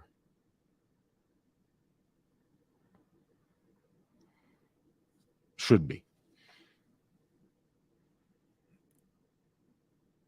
Yes, it is the VH100 automatic, and the piece is 36 millimeter in diameter with Altair's version of the classic Van Damme lugs. It should wear a little larger than that. Lot 47 has worthy estimates, 30,500 to almost 51,000 in US dollars for this classic by Vianney Altair in yellow gold from around 2004 at lot 47.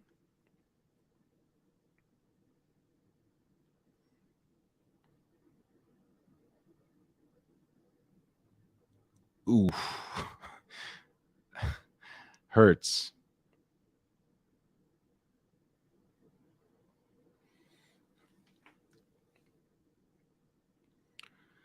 I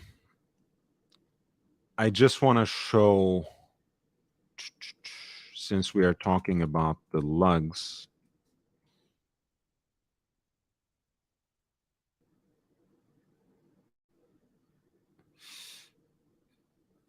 that's basically the original Louis Cartier design.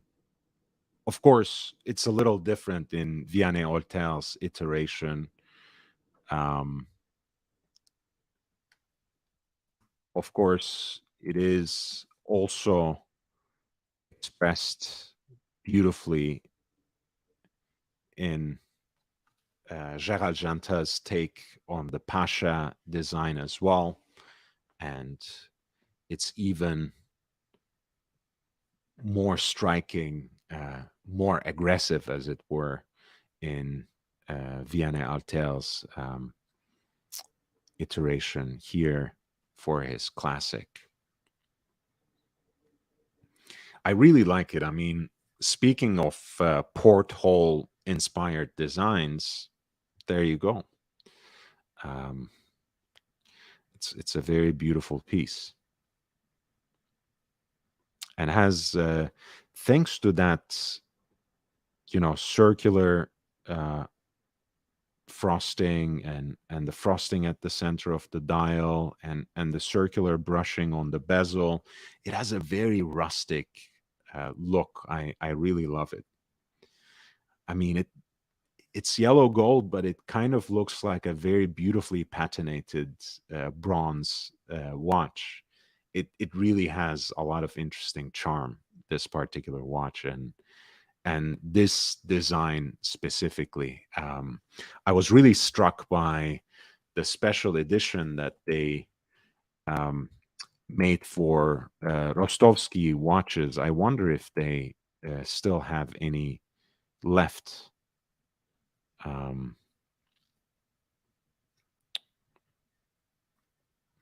I think it was like a limited edition of like 12 pieces. Okay, I think they still have them. But this one has a sapphire dial, sapphire handset, um, somehow representing in its design elements of the base of the Statue of Liberty, since it's supposed to be um, a gift from a French dignitary to uh, the United States in titanium. It's listed around $80,000.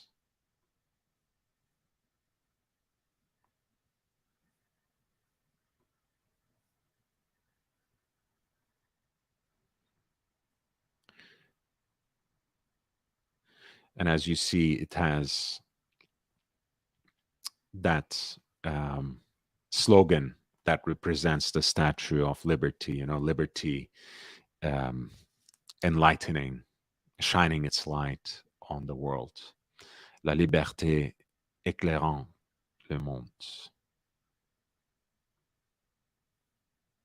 Yeah, that's a beautiful edition of the watch as well.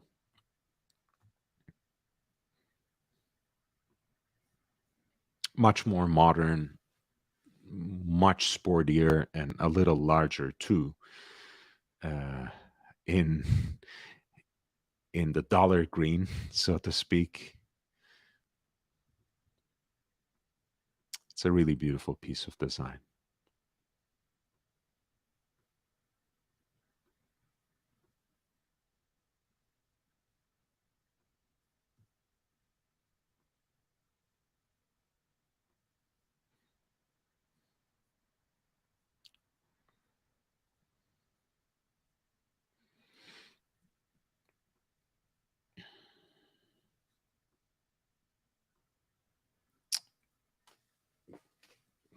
We are 1/5 of a way through. Let's see if I can actually navigate to the second page.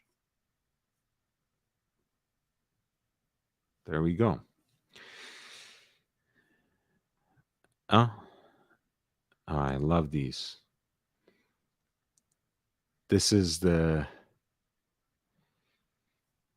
Succès Jarajanta Perpetual Calendar in yellow gold with its distinctive, but of course, octagonal case. It has lapis lazuli background for the moon phase at 12 o'clock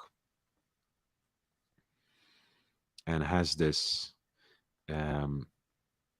balanced 4 subdial configuration that, in my humble opinion, remains the best expression of a moon phase, of a perpetual calendar, especially when the moon phase is at 12 o'clock, which to me is the focal point of the watch. It's presented on a matching 5-row beads of rice bracelet.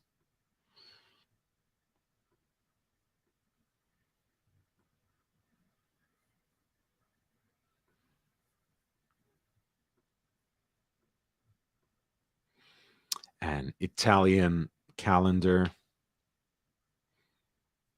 leap year indicator within the 3 o'clock subdial that expresses the month as well through a pointer. My apologies. Excuse me. This Gérald Janta Succès perpetual calendar in yellow gold at lot 49 with its distinctive mother of pearl dial with a lapis lazuli background for the moon phase, has an estimated value of 6,400 to 12,750 in US dollars approximately.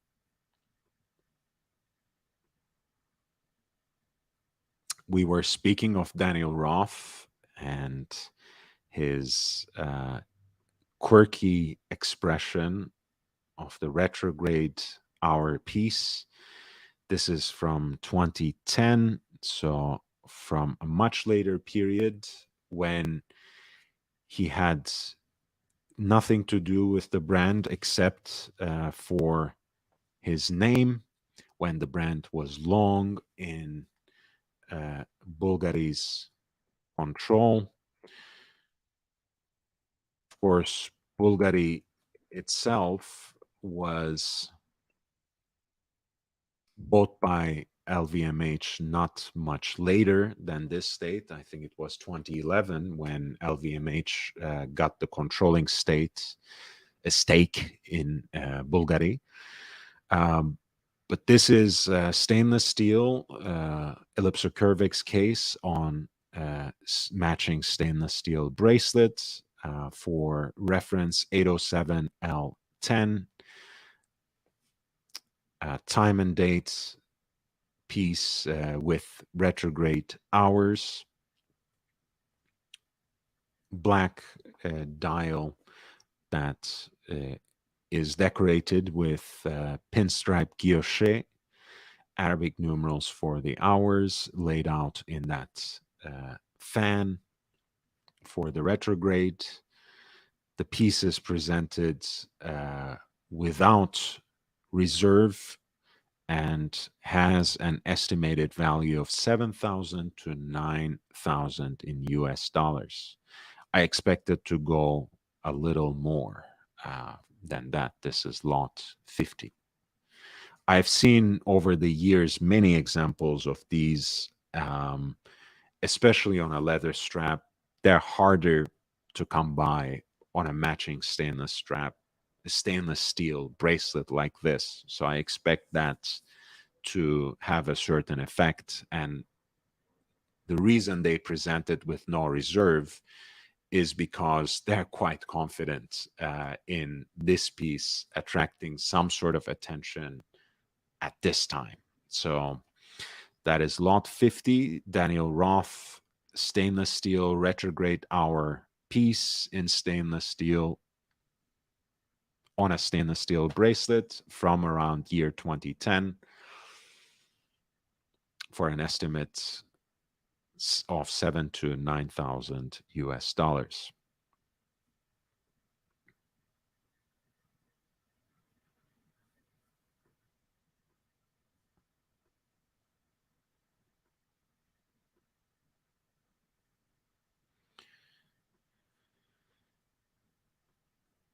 Lot 51 is beautiful platinum A. Lang & Söhne three-hander.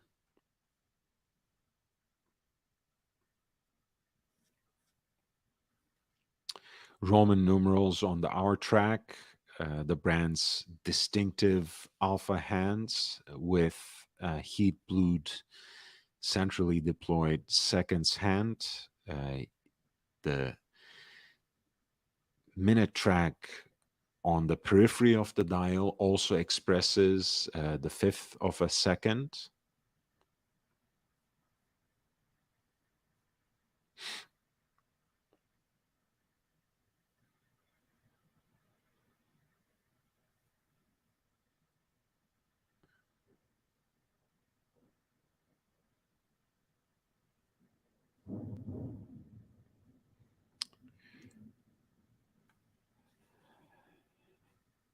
And here is the movement from 2009, and you can see how, especially in contrast with the platinum case of the watch, you can see how the German silver of that three-quarter plate has increasingly taken on that yellowish hue as patina. It's really beautiful. Of course, the swan neck regulator, as well as the free hand engraved balance cock.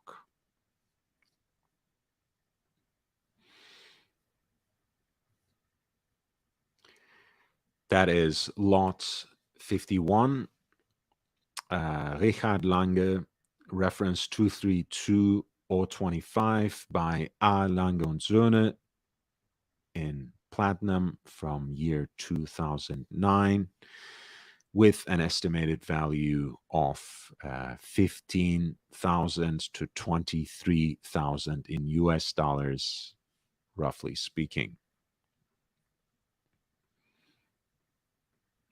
If you would like to direct my attention to any of the specific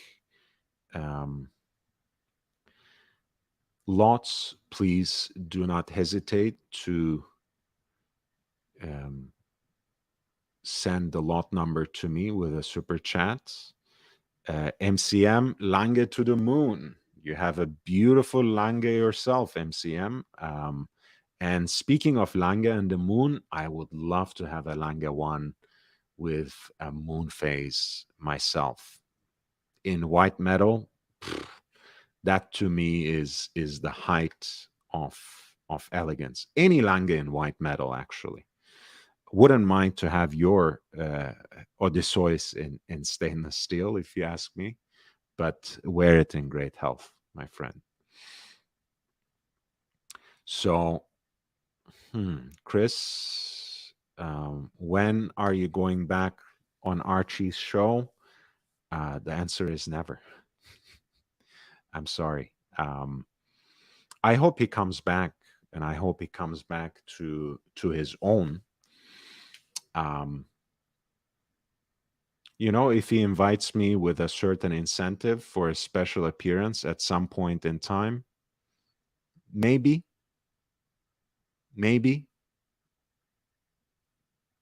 But the answer for now is never.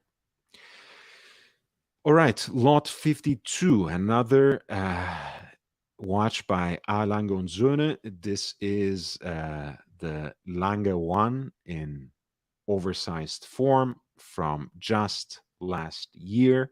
Lange 1, of course, was one of the original 4 models to be introduced when the brand was revived under the guidance of Günther Blümlein and Walter Lange in early 90s. After the German reunification, 1994 marked the rebirth of the mark, and this is a 41 millimeter case, unlike the 38.5, which is the original size of the Lange 1 in white gold with a black dial, oversized date, and separate dials for hours and minutes and seconds. The power reserve indicator for the 3-day, 72-hour power reserve. Lot 52 is listed with an estimated value of 23,000 to 38,000 US dollars. One of the small pleasures of holding, owning, or even simply fiddling around with a Lange 1 is, of course, using this pusher at 10 o'clock that allows you to quickly cycle through the dates, that allows you to correct the dates. And it's really practical and fun to operate as well. You get a very nice action from it. That was lot 52 for Grand Lange 1, reference 117028 in white gold from last year.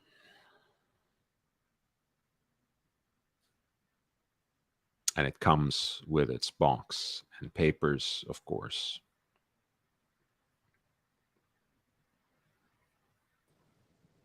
Big Meech. What's going on, Lord? Hey, man. What's up? Not a whole lot. I'll admit.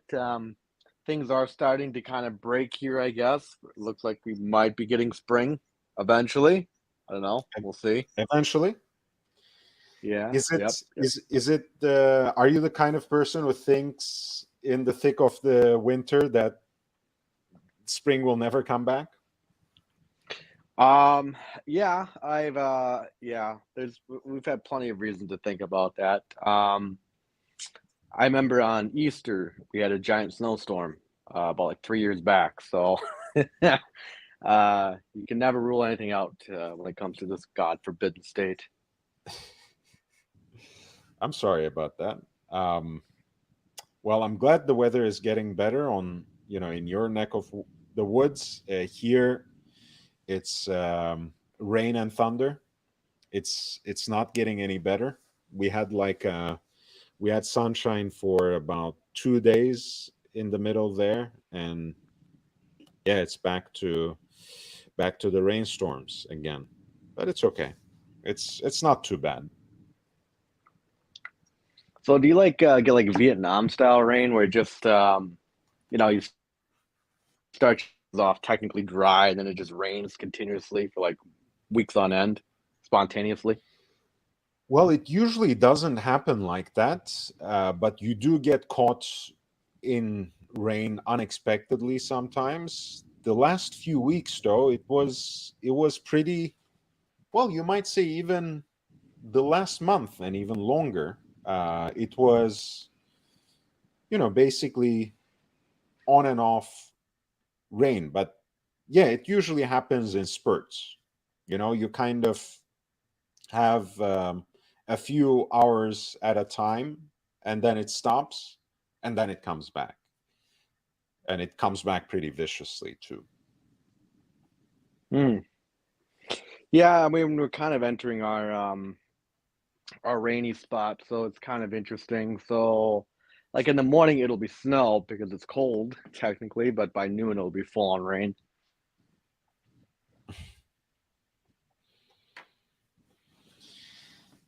So what else is going on? What else is going on for niche in the world of watches? Honestly, not a whole lot. I haven't really done anything with watches in general. Um, I don't really plan to either, I guess. I mean, I guess I should take that back. I did have a rather pointless conversation with a Patek dealer. Uh-huh. Um, the nutshell version of this is I asked him what it's going to take to build credit history to get onto Patek, and he just said, "Buy a Patek." I'm like, "Great. What Patek can you give? What Patek can you give me? What Patek should I start with?" He said, "Oh, well, you need to have purchase history with Patek in order to be able to line set me up with Patek." So basically, I'll just go fuck myself, honestly. So I would expect nothing less, honestly. Yeah, I always wonder about what I mean beyond the reference. I think nothing would work with that sort of mentality, because essentially you're a young collector. You are not fathered or grandfathered into this hobby, so it's not like your parents and grandparents had long spending histories with the local authorized dealers. Right. So yeah, the only way to get into that kind of action would be by someone's reference or jumping into the nasty and vicious secondary markets, which I absolutely don't recommend when it comes to hype watches, which Patek has, for better or worse, become.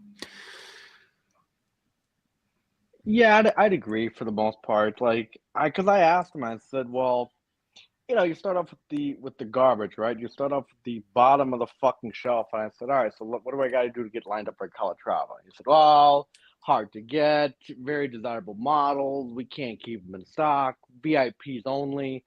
And I'm like, well, it's kind of the only watches you could technically walk in and get, in a matter of speaking. And when you look at Vacherons on the secondary market, I mean, not Vacherons, Calatrava on the secondary market, depending on what you're looking at, they're either just a little under retail or they're just like 2 to 3 grand over retail. So not the worst case scenario. Well, I mean, it's again, the reason you are finding them right around retail is because, someone gets referred to the brand or to a boutique or to a salon or whatever else.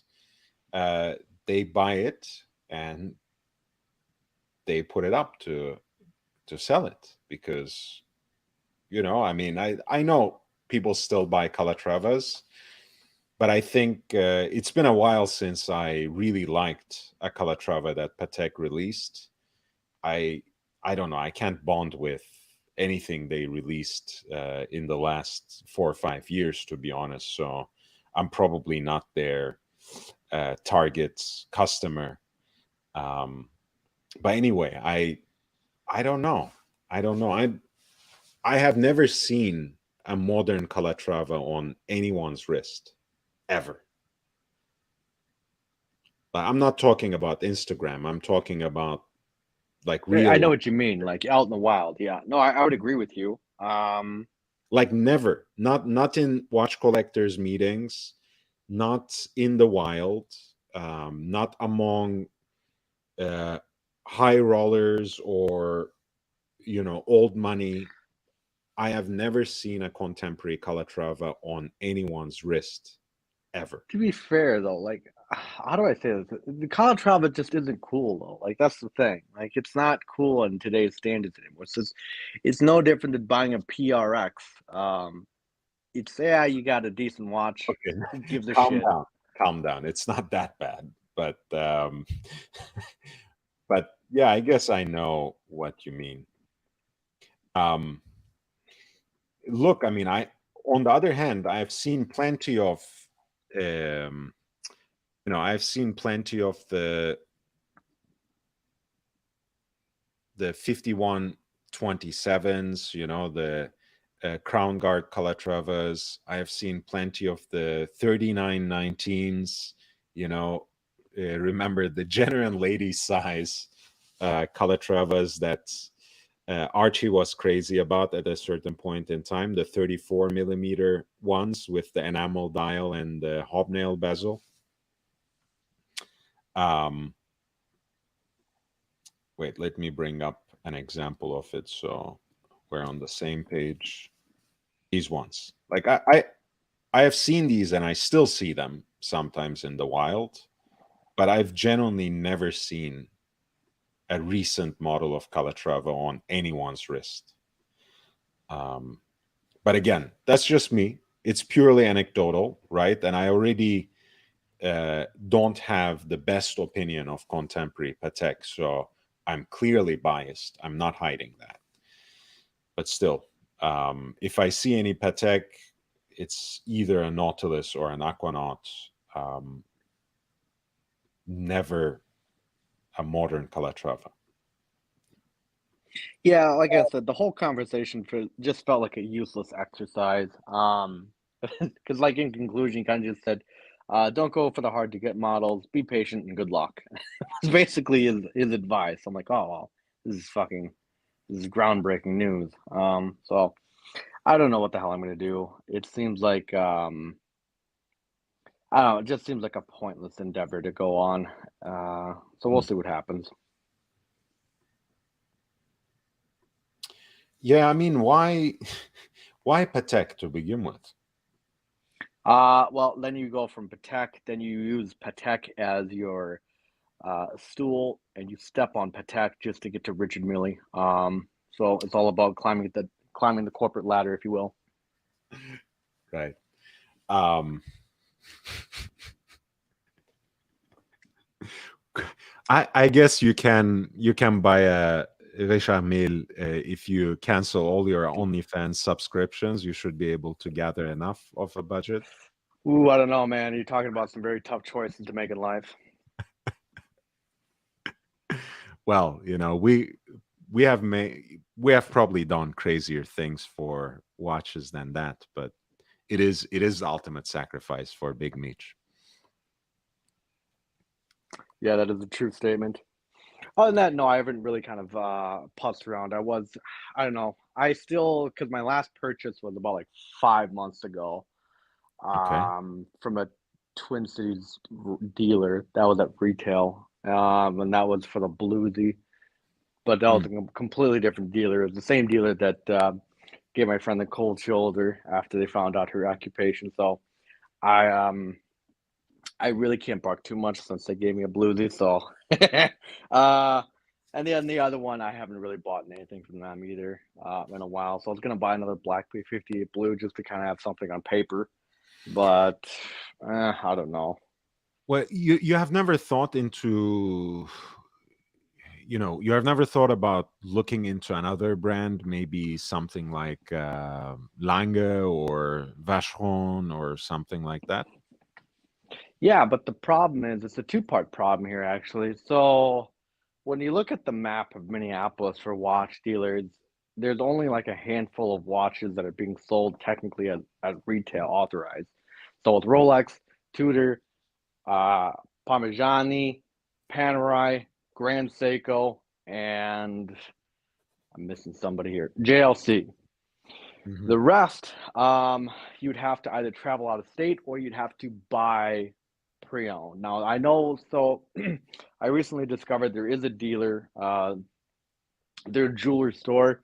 Actually, they're really big into bedazzling. Funny enough, they actually are big into bedazzling anything you give them.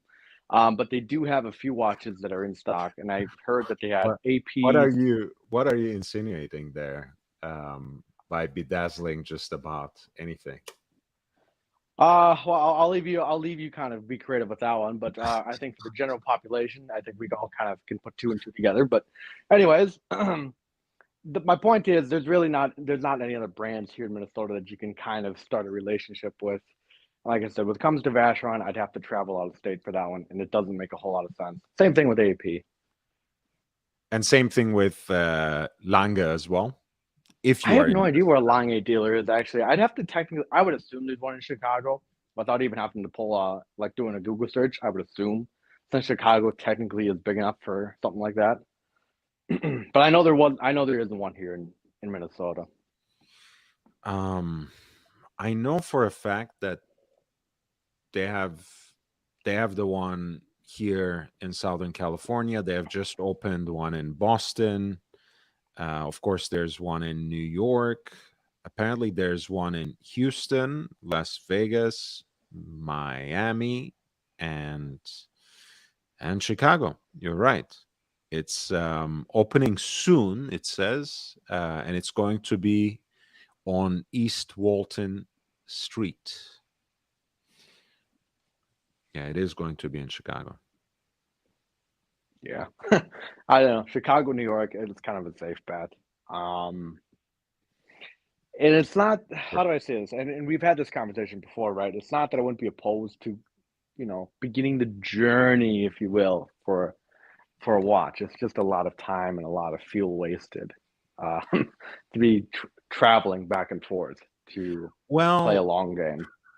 I mean, again, I don't mean to be presumptuous, Meech, because I think, everyone is free to enjoy their watches as they wish and as it fits their lifestyle. But I would think of something like this, again, not to assume anything about Minnesota at all, but it's a chance to go out and travel and get out of your comfort zone a little bit.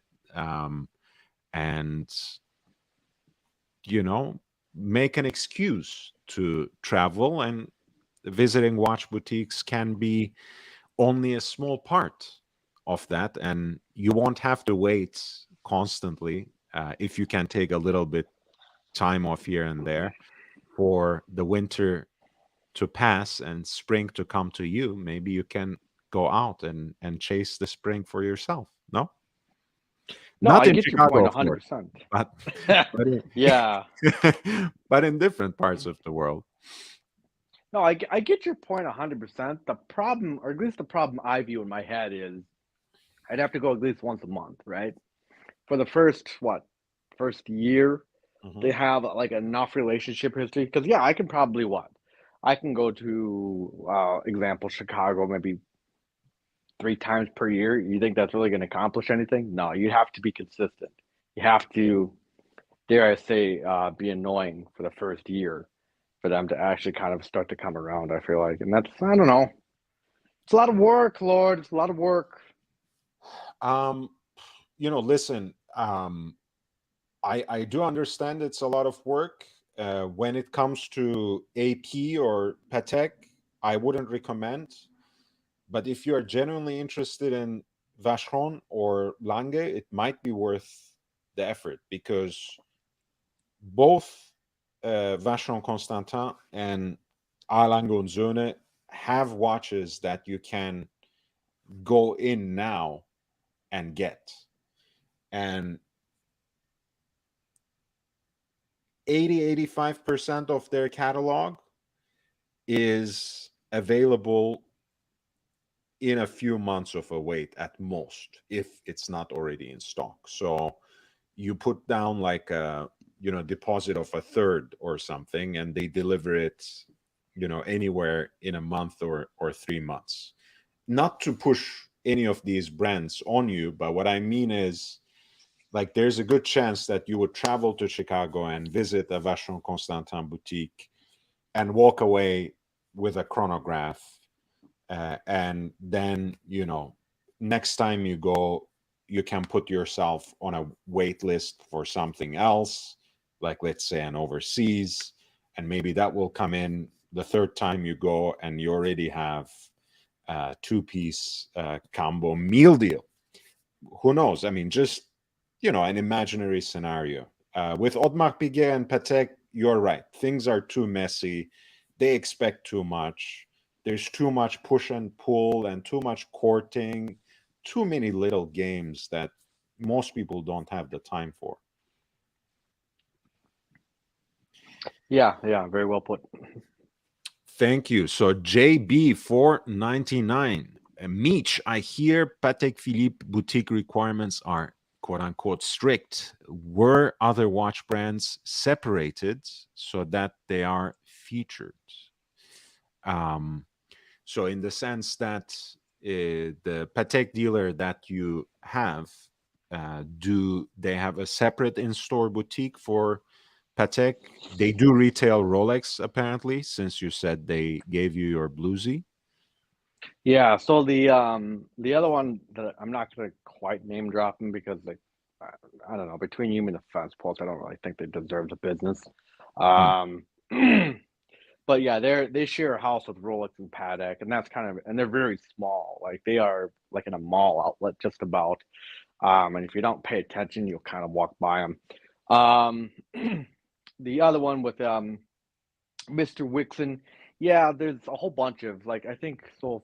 If we look at it, there's JLC, Rolex, Parmigiani, Panerai, Patek Philippe.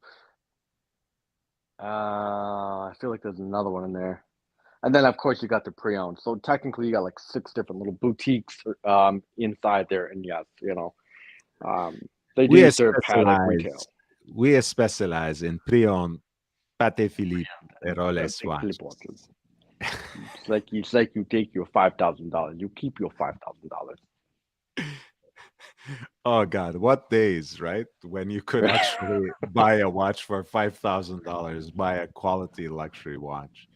Um, I mean, that's still a lot of money, but doesn't get you much in the way of Rolex or Patek Philippe these days. Shit. Sure. Lord, 20 grand doesn't even get you a whole lot when you think about it. Isn't that fucking crazy? 20 grand, 20 G's doesn't get you a whole lot.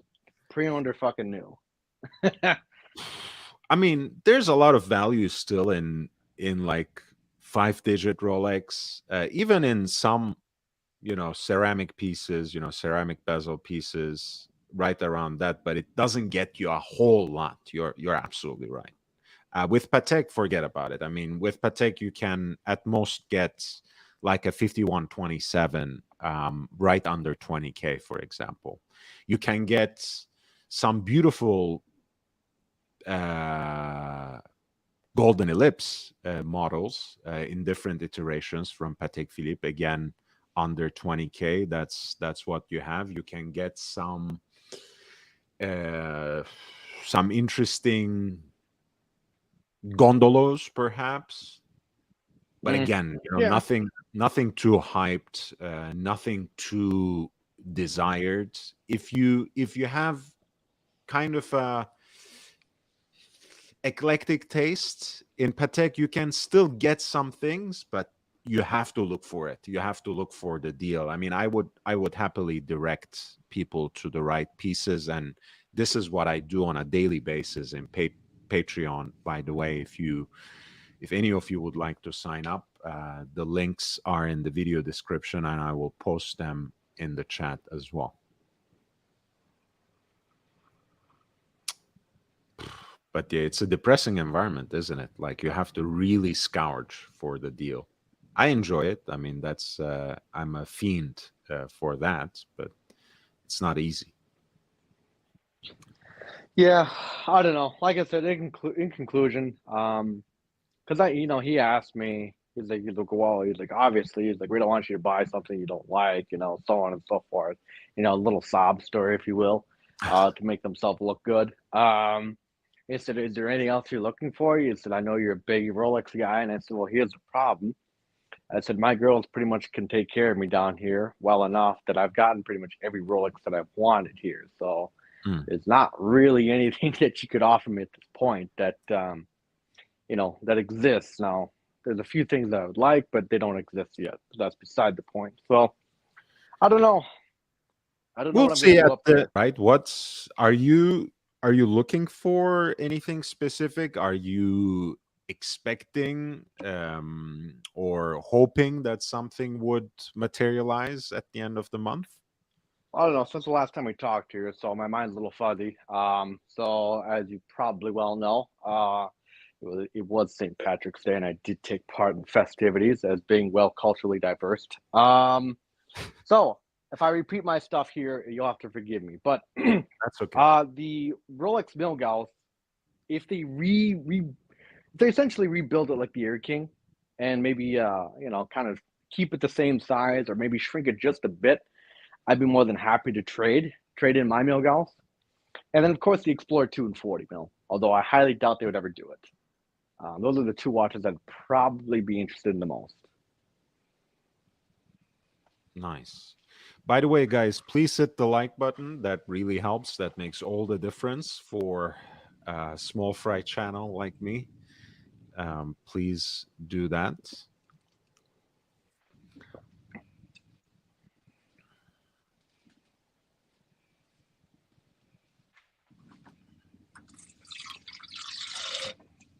Yeah.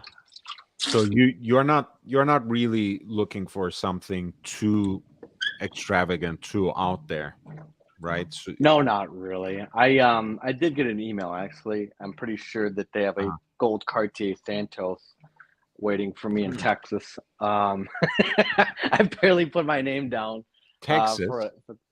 How did that happen? Well, so I obviously my Cartier dealer lost their license up here in Minneapolis, especially after they Right. moved.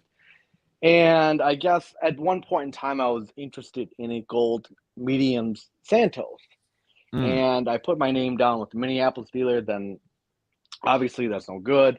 And then I put my name down in Texas because that's the only Cartier dealer I could actually talk to a legitimate person with. I tried New York multiple times, and I just couldn't get a hold of anyone. So anyways, they sent me an email saying, like, oh, please reach out to us if you're still interested in the gold Cartier Santos. I'm gonna pretend I didn't get that message. So, Why is that? yeah. No, it's after the last Santos. Look, I miss it, but I don't miss it that much. I see. No, I understand. I mean, look, again, I think Ozzy put it this way, and I completely agree with him. It's one thing that they just swap out movements rather than necessarily servicing one that that has some sort of malfunction, which is fine. Sometimes that can be more practical. Hoping that they don't use refurbished movements for that. But even that can happen, and that's okay. But it's more distressing that that kind of movement malfunction would occur in its first year. That's kind of shitty. I mean, I know Yeah, Cartier is not it doesn't matter necessarily. the brand. I Yeah. just kind of look at it as just it's bad luck. Doesn't matter if it would have been a Patek, Rolex, Tudor.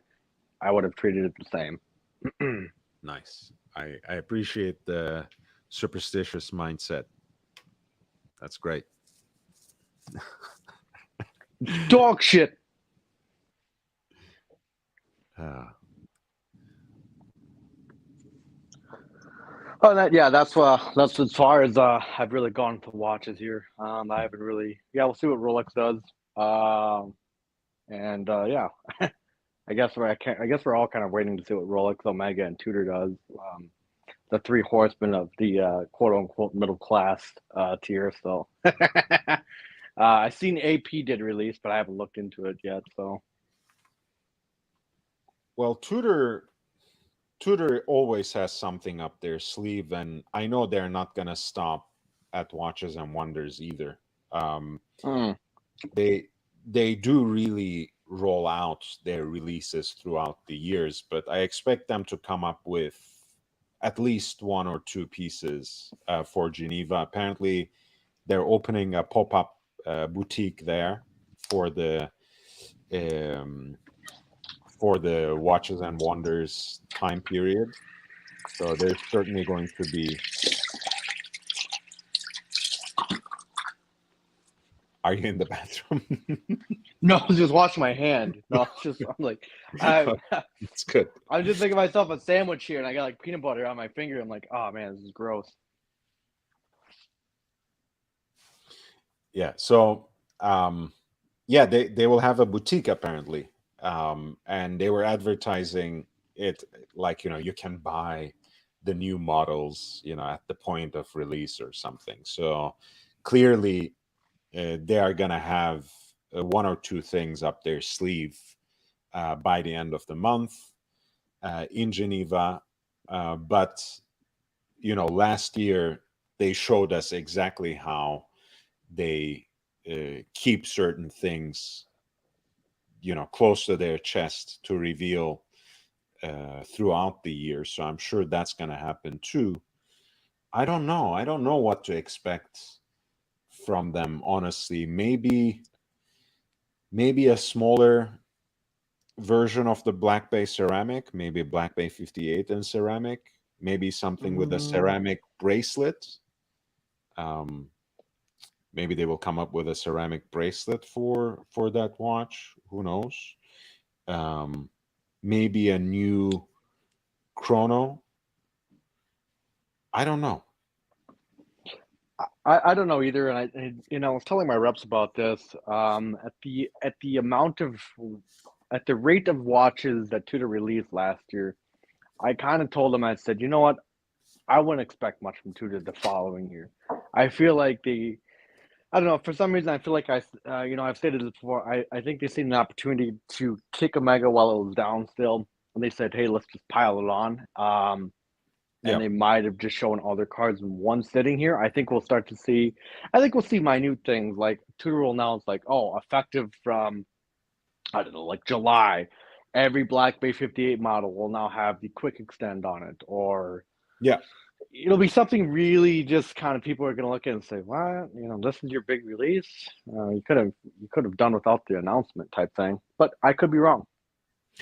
I mean, I think Tudor does those things basically without announcement anyways. Like for a while, no one paid particular attention to, there's a Black Bay 58 in bronze.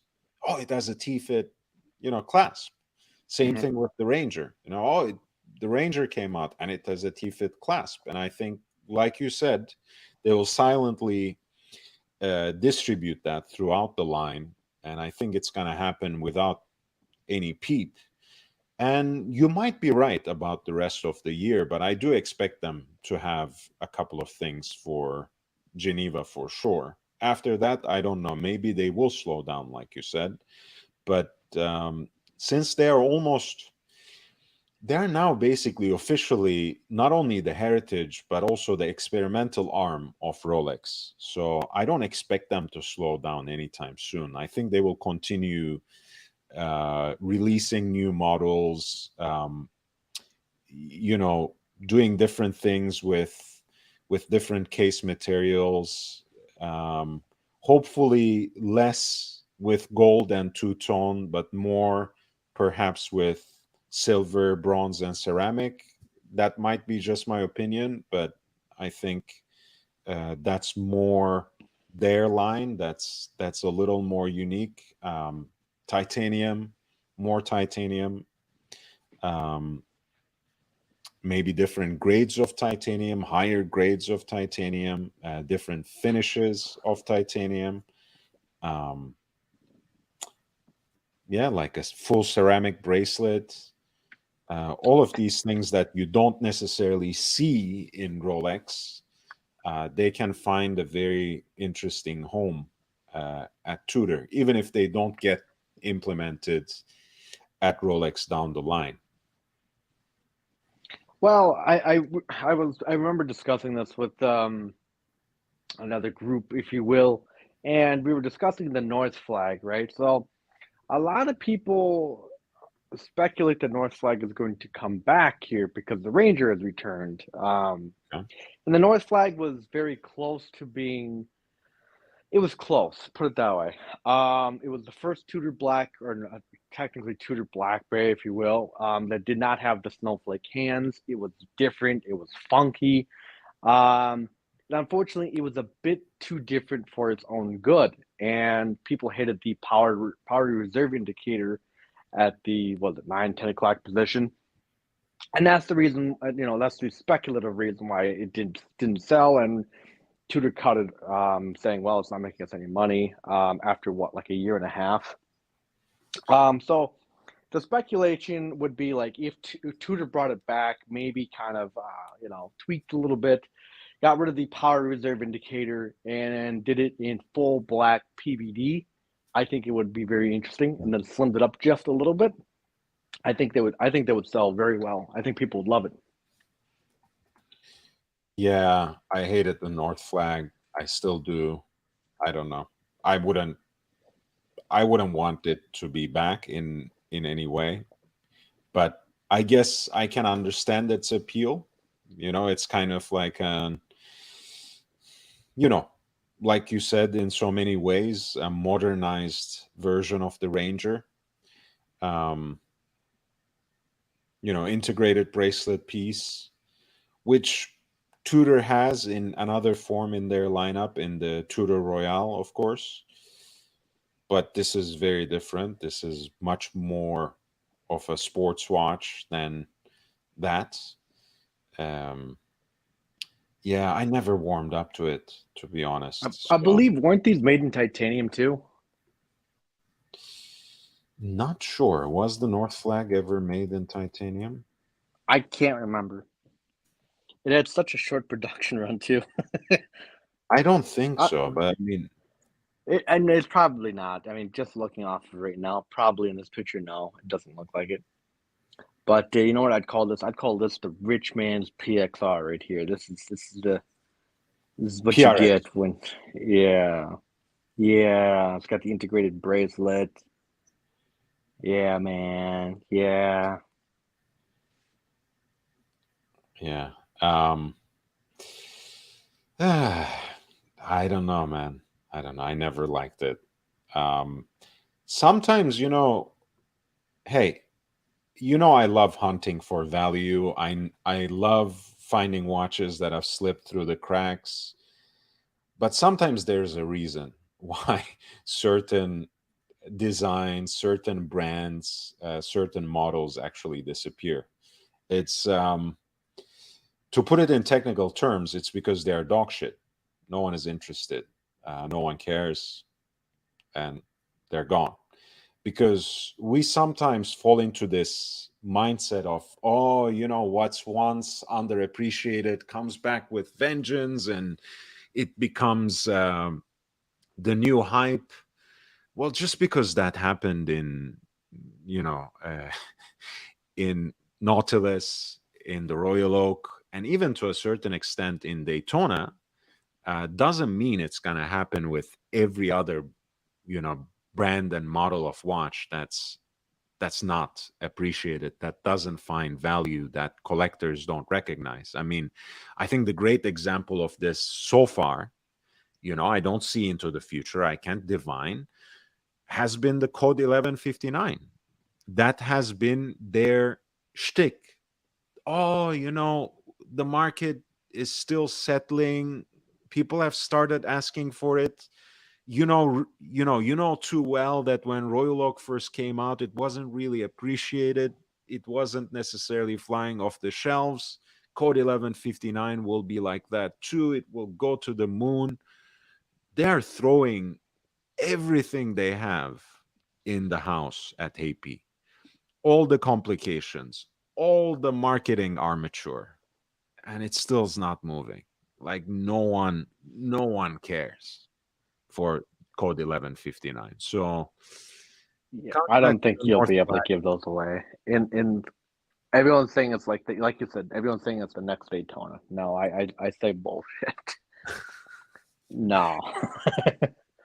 yeah. Well, I mean, I know the other company you keep. You know, since they don't know anything about watches, they will just say about anything to sound interesting or wise. So they can keep I repeating mean, that until. whatever. I mean, I think enough people know, like, okay, look, yeah, the 1159, and anybody else would have made that. Maybe it's interesting, you know. But what I mean by that, like an independent, like, or maybe just like even if Zenith made something like that, it would have been interesting. But coming from AP is just nah. It looks fucking dumb.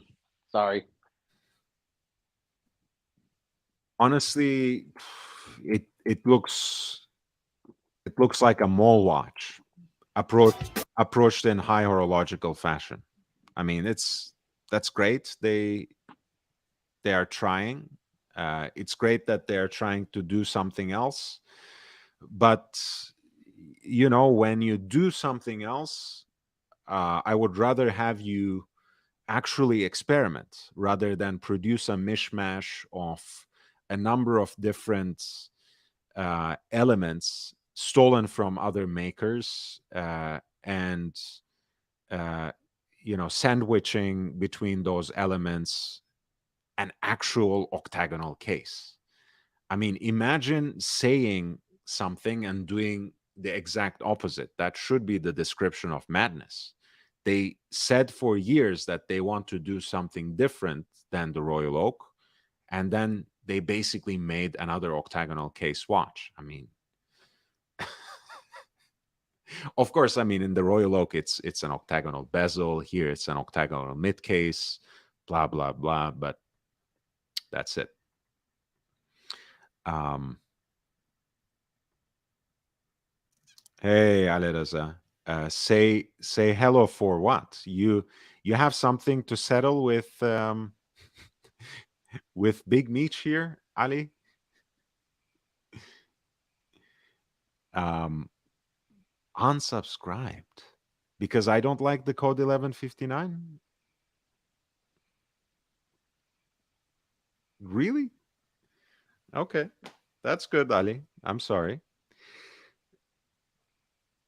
Yeah, the Royal Eagle, I really do like, and it is one of those things that slipped through the cracks. It's the same Piguet caliber that was the beating heart of the second generation of Vacheron Constantin overseas chronographs.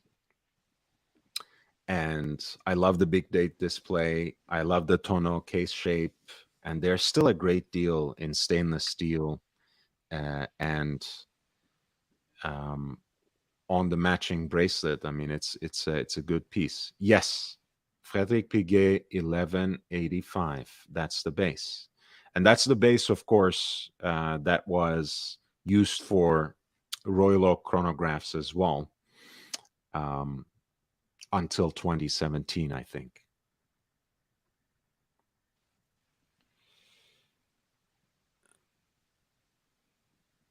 Well, Ali, I mean, the Asian market is different. It's always been different. Even when China wasn't this open, the Japanese market had different tastes and proclivities. And you're right. That managed to keep certain brands and models alive. Maybe Code 1159 is still to surprise us, but so far it's been an absolute disaster. Um, they might say otherwise. We'll see in the next few years which way it goes. I honestly don't expect it to take off in any significant way. But if it does, feel free to subscribe again and shove it to my face, please. Look, I'll say this about the 1159s. On their dials alone, if we're just talking about the dials alone, they make some interesting dials, I'll admit. I Okay. think the purple dials are very, and I think we've kind of more or less beat a dead horse with this, so to speak. But the purple dial is great. Not enough watch companies, in my opinion, do a purple dial, especially the way they've done it. I think it's phenomenal. I think it's great. The green dial, a bit cliche, but at least they mixed it up a little bit with some texture. Um, in the maroon dial, the blood red, the ox blood, if you will, dial. Mm. I think that one was well done as well. I think dial wise, they did a great job on them. But that's about all I could say, really. I think these people do those dials better. And here's a purple dial by uh, H. Moser, as the French say, H. Moser Company. Yeah, it looks great. It looks great. But unfortunately, Lord, I would never buy an H Moser just due to the fact that Federico tries to offload them. What's the problem with Federico?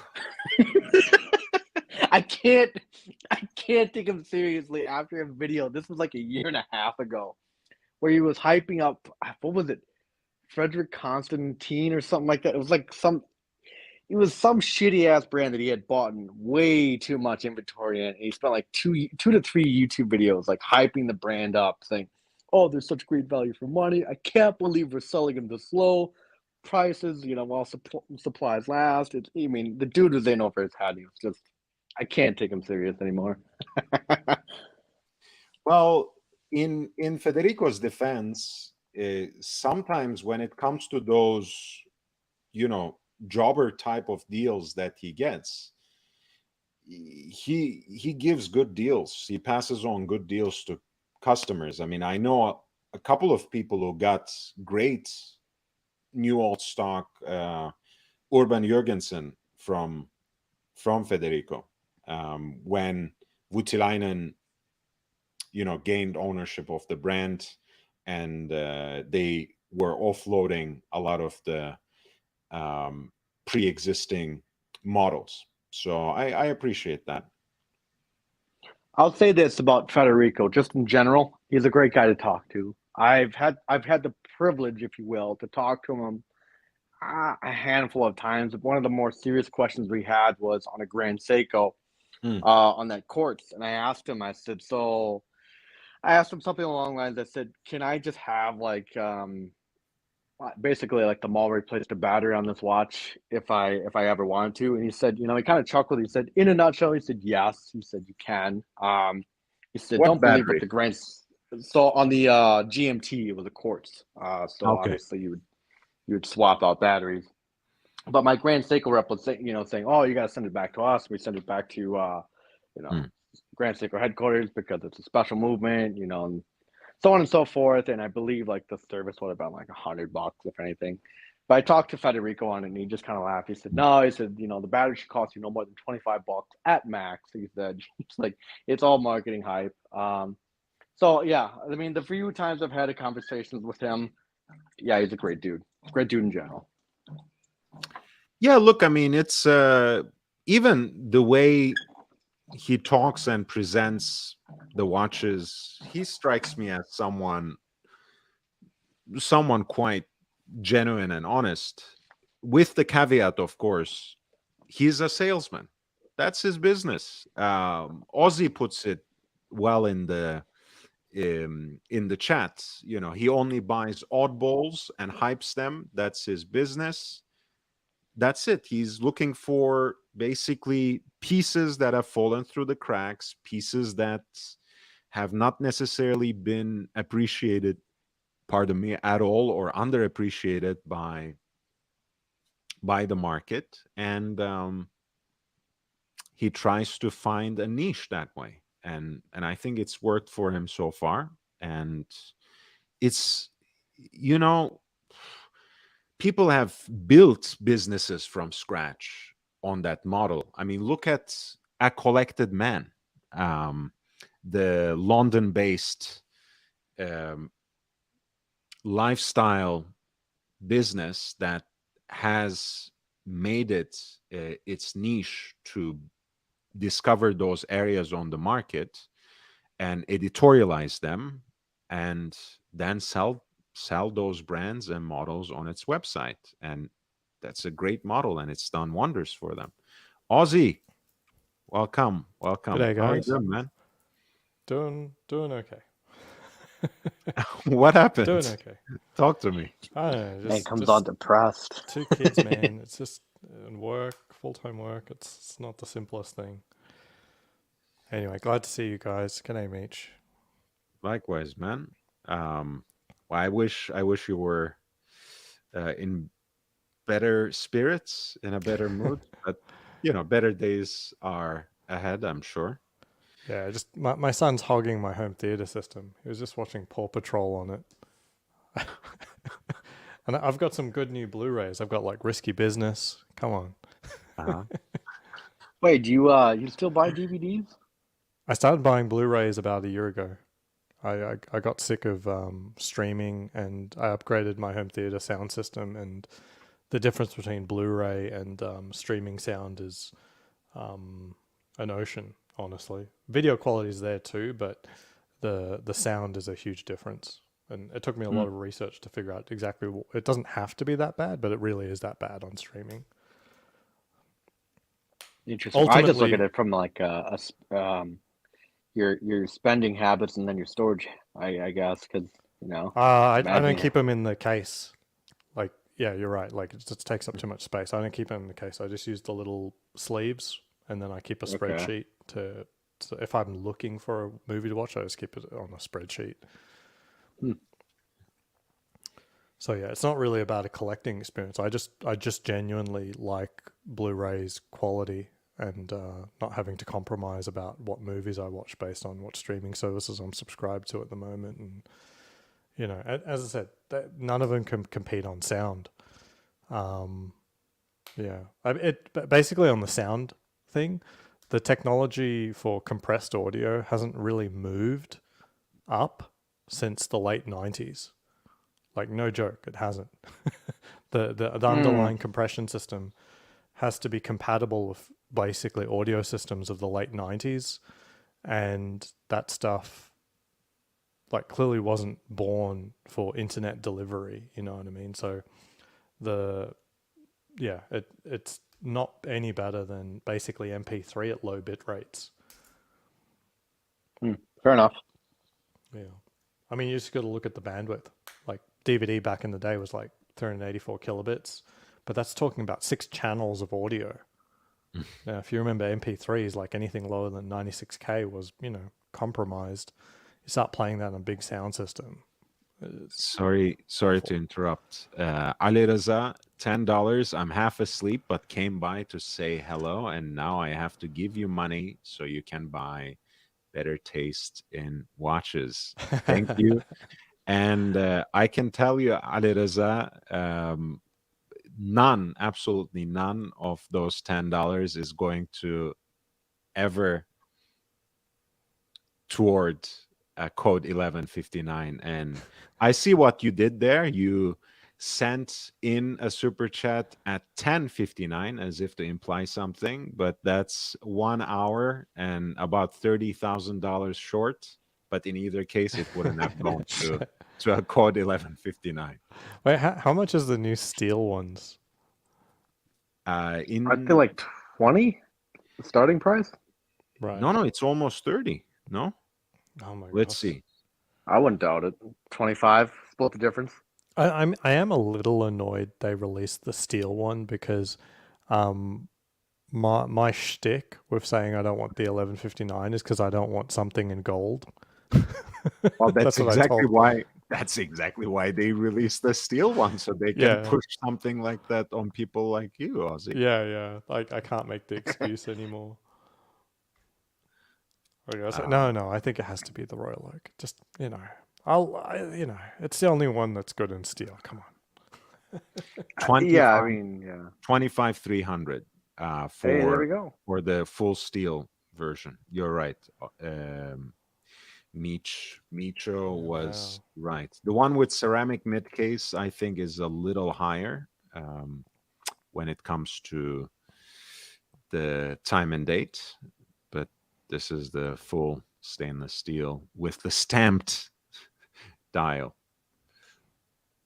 I like the dial. I like I like how they added a subtle wave, if you will. I don't know if you'd call it a wave pattern, but Yeah, sure. Like look, a I like the ripple. dial. Like a ripple. Yeah. Yep. But again, it's a stamped dial. It's not even CNC guided guilloche. It's literally for Audemars Piguet, that's a crying shame. But anyway, it's how the mighty have fallen. What does Professor have to say about pieces like this? Garbage. Yeah. That's what it's. You gotta, it's all you gotta garbage. manage the garbage. You gotta have the garbage. You gotta have the good stuff. You gotta have the garbage. Oh man, how I love this man. I'm so, if nothing else came out of this entire enterprise of me having a YouTube platform, like I would die a happy man for having met the professor. I mean, it's been fantastic. It's been a great journey. But he does have a point though. Like I was talking to my wife about. So we got to get into like luxury handbags and that whole thing because they're in turmoil. Jesus. Honestly, like they're in turmoil. Like they're sort of being flooded by fakes, and it's a real conundrum for them because I don't see the same sort of rejection of fakes at the consumer level for these women and handbags. It's the exact opposite. They go, wow, another super chat. Okay, Another sign for you. $11.59. Test. I'm not kidding. Google just stole 159. Weird. Okay. Thank you, Ali. I appreciate it. I'm looking forward to the time when they will release $499.99, so you can be even more convincing. Yeah, and I said, well, wouldn't it be funny if Hermes didn't have, if all they sold was the Kellys and the Birkins? Like, what could you do as a brand and whatnot? You'd still have to have the same selection and allocation processes, right?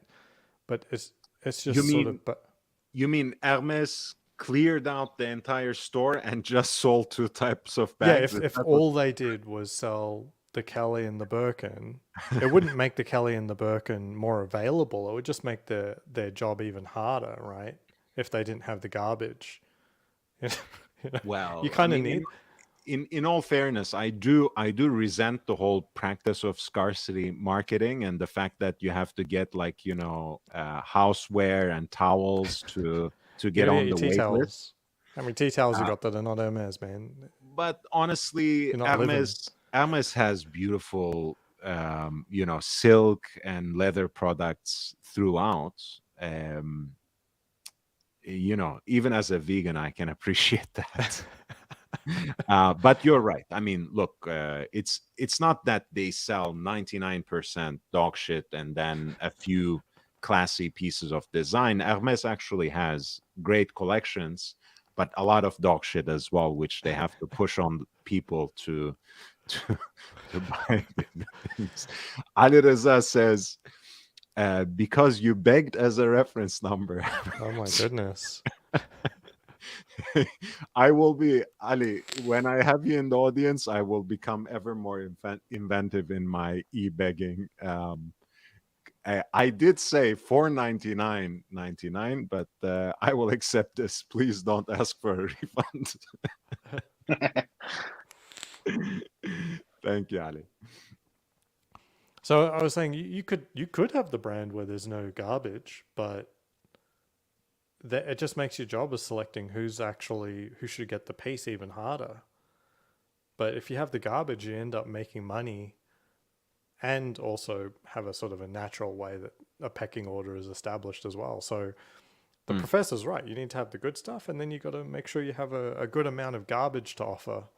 And then, but the problem for Rolex with the multi AD stuff, where you're seeing so much of the single AD sort of thing happening, is that Rolex's good stuff was being sold other companies' garbage, which doesn't help Rolex at all in the non-boutique setup. So you see them like they'll sell, a tag or something. Look, I agree, Ozzy, but I think there's a nuance there. It doesn't directly help Rolex for them to sell a non-Wilsdorf brand, so to speak, not Tudor, not Rolex, but say Tag Heuer or Omega or something else. But honestly, Rolex sits at such a high pedestal in comparison to its rivals. It ultimately, as an aspirational product, for still most watch buyers, it benefits from the expansion and the larger health and well-being of the Swiss horological ecosystem. Because again, I mean, I won't tire of repeating this every time it comes up. You add up the 5 next competitors of Rolex in terms of revenue and the number of units sold per year, it barely reaches them. So it's like, it's not exactly that, but it's like Ralph Lauren having all these diffusion brands, some of which it has already sold, to other manufacturers, to other even luxury conglomerates. But people still buy those brands and aspire to get something by Polo, maybe another time by the Purple Label, by this, by that, home collection. It allows them to gain some customers over long term. Do we know if it's also in units? Units sold is also that disparate? I guess so. I mean, it's not like these brands have much lower price points. So Cartier, Omega, Audemars Piguet, and then Longines, and then Patek. So yeah, I guess units wise, it does make sense. Then Richard Mille, Tissot is like the one you'd have to question mark at the slot number 8 in terms of revenue. Yeah. I mean, I'm not saying, again, if you add the entire Swatch group and then the entire LVMH together, then maybe you might have a different numbers game. But Rolex on its own, I think, is Omega plus Cartier plus Patek plus Audemars Piguet plus whoever else that's next. Yeah, it's fair to say. I mean, talking about garbage, Datejust. I was talking to my friend about Datejust because he's been pining so hard about the Batman, and his desire for it has been waning. And I said, "You've always wanted a blue watch. Maybe you just want a blue stick dial Datejust. It's not a hype watch. It's probably not the best investment, quote unquote. But maybe you'd actually be happy if you just got one of those. And if you asked for one, you'd probably get it." unlike Yeah, that's the problem. the pain of the Batgirl. I wouldn't cheat Honestly, himself like that. I actually, depending on your wrist size, 41 or 30, 41 or 36, this is a cool watch too. The Oyster Yeah. Perpetual with the blue dial. It is. I think he wants the flashiness of the Fluted and Jubilee. Like he likes the flashiness of the Jubilee and Me on the too. Batgirl. And Can't I'm just blame him. like, but maybe if you want it to be flashy, there's nothing flashier than a steel with the white gold fluted bezel and Jubilee. It's really really flashy. Look, I mean, there's a reason why the two-tone Datejust was the definitive watch of the 80s and early 90s, right? That's why it was the Patrick Bateman special. So, in a different era, I think the bling of that, Datejust with the fluted bezel, with the white gold fluted bezel and the Jubilee bracelet, it might just be the perfect spot. I always struggle to find the configurator for Datejust for whatever reason. I don't know where Yeah. it's hiding on the website.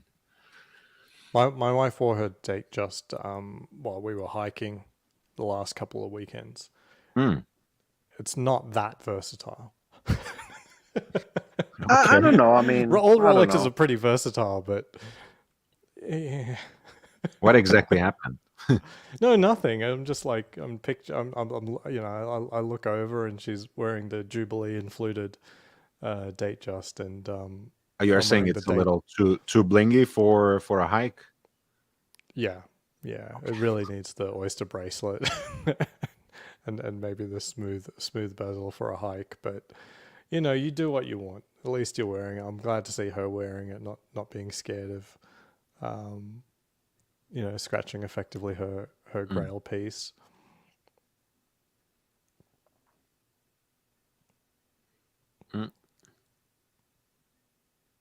Ouch.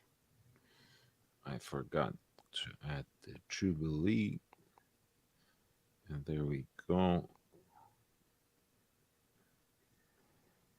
And they got that new blue fluted motif. Oh, yeah, it's a kicker. Yeah, I told my friend maybe you want to ask for this, and I said like, look, I'm very skeptical of things that aren't steel sports Rolex. I half think that some of these Datejusts, I mean, if you look at the market for these, they're selling higher than Submariners. So I think to some extent, while I always thought that the Datejust leaving the cabinet in around July of 2020 is when they 2021. Yeah, July of 2020. 2021 was the last time I saw Datejust in the case. And I always thought they'd be coming straight back in really soon. That still just hasn't happened. And certainly with these ones with the rarer and prospectively beautiful dials, I'd say that they might actually be good buys. I don't know. Meech, am I just slinging a shitter, or I think mean, something look. permanently has shifted for the Datejust. Like, I think some are actually desirable. Yeah, maybe if you had a couple club sodas. Look, I'll say this. I think if you are, What is that? Wait. I'm gonna, as a big fan of my seltzer, I have to ask you, what do you mean by that? The club soda thing? look, I'm just saying this. If you're very vanilla and you don't care, yeah, I can understand why this watch is appealing. Okay, but I don't know. Like if you're a collector in regards like you're gonna have more than one watch, you don't want the Datejust. But if you're giving it to somebody who, like I said, just doesn't care, or just wants something that's kind of nice, or it's going to be their one daily watch. Yeah, I think the Datejust is an exceptional watch, and I've said this a couple times in the past. if you go with the oyster style, everything the quote unquote undesirable configuration, second undesirable configuration, look, it's solid. I mean, it's a solid watch. I just beat the living shit out of mine, and God bless whoever's got it right now, because that thing's gonna need a fucking service. Anyways, I think it's a great watch though. I mean, if you can get it preferably under retail, that would probably be more ideal. I wouldn't pay retail for one, much less over. But then again, I technically did, so what does it matter? Well, I'll say this. I mean, I appreciate always the perspective that Aussie brings, and I dropped the link to his channel. Guys, please do subscribe to the Aussie Expats Watches channel. Basically, it's at Aussie Expat Watches on YouTube. Like, because he homes into these kinds of details, like why does this guy want the Batgirl rather than Batman? So he wants the bling, etc. But there's a reason why the GMT Master 2 is so popular, and that in a way, at least in demand, it has also superseded the Submariner. Maybe second place in most desirable Rolex professional watch after the Daytona now. And that's because of those, bicolor ceramic bezels. And as close as you might get, or maybe even you will get something sparklier in Datejust, you don't get the same kind of color that 24-hour bezel gives you. And I think for a lot of people, that's part of the appeal. That's why people love GMTs. People might wax poetic about the utility of the complication, but most people just love fidgeting around with a rotational bezel that's also colorful. Let's not fool each other. Right. That's it. Yeah. It's a little fruity, basically. Well, I mean, I like my fruits. I like all things fruity. Yeah, What I don't know. As I said, I've started to think the GMT is a little overrated. Even as a GMT, I like the Explorer 2 more. Like I can never see the GMT hand on my Batgirl. Like I never see it. It's usually hidden behind something, and it's so slender and unassuming. It's very hard to see it. While the Explorer 2, the only thing I'm looking at is the GMT hand on that thing. I will say this though, I think the mint green, I've seen those in real life, and I think those are great. And I would love to see Rolex kind of use that dial or that dial color a little bit more in their lineup, which I just don't think they will. That would be the only reason I would be half tempted to buy a Datejust at retail, is if I came across a mint green one. Do you mean this one or just the mint? No, I'm talking about just Sunburst? the mint green. I'm not a fan of the of this particular green. I wouldn't call The it a flat fluted green. motif. Yeah. Yeah, I wouldn't call it flat green, but it's definitely not the same type of green. This Right. this is the mint green, apparently. This Well, one at least Mhm. this is what it's listed. in videos, it looks very mouthwashy. Yeah, Hmm. it's in person. It's beautiful. I also, by the way, when it was first presented, I really didn't get the vibe that it had this sort of sunburst finish. I even mistook it in certain instances for kind of like the Stella adjacent, like a lacquered dial. And it took me a while to realize, and it took me a while to see it in person and understand, oh, okay, it's just a different shade of green, but still with the sunburst finish. I don't know how I feel about this green. Um, it's a lot more playful than a lot of their other greens. Like this is much brighter and than say the Hulk. I don't know. The- your nickname for this watch is Listerine. Is that what it is? Well, unfortunately, it's not the OG Listerine though. What's the It's the OG cool mint. Listerine? So the OG Listerine's the orange, the brown sort of liquid, right? Ooh, and then it's yuck. only the cool mint that's sort of this color. Okay. The OG Listerine, that's more like a, let's see, it's more like a root beer. Oh, yeah. I can see why they came up with different coloring for the next one. That just looks like piss to me, Okay. and not a particularly healthy kind. To be Uh, fair, though, Listerine didn't really, if I remember it, Listerine wasn't technically supposed to be used as a mouthwash product when it No, was first introduced, right? that's It was what I understand too. Wait, just for like your what was it? floors. It was What like was it? it was like no different than Pine Sol, essentially. It's like for your floors and stuff. Holy shit! No, All I right. don't think. No, it probably was that. Yeah, my understand. Yeah, it was. I think it was supposed to be sort of like a general purpose disinfectant, Ah, and I then mean, people start putting it in their mouth.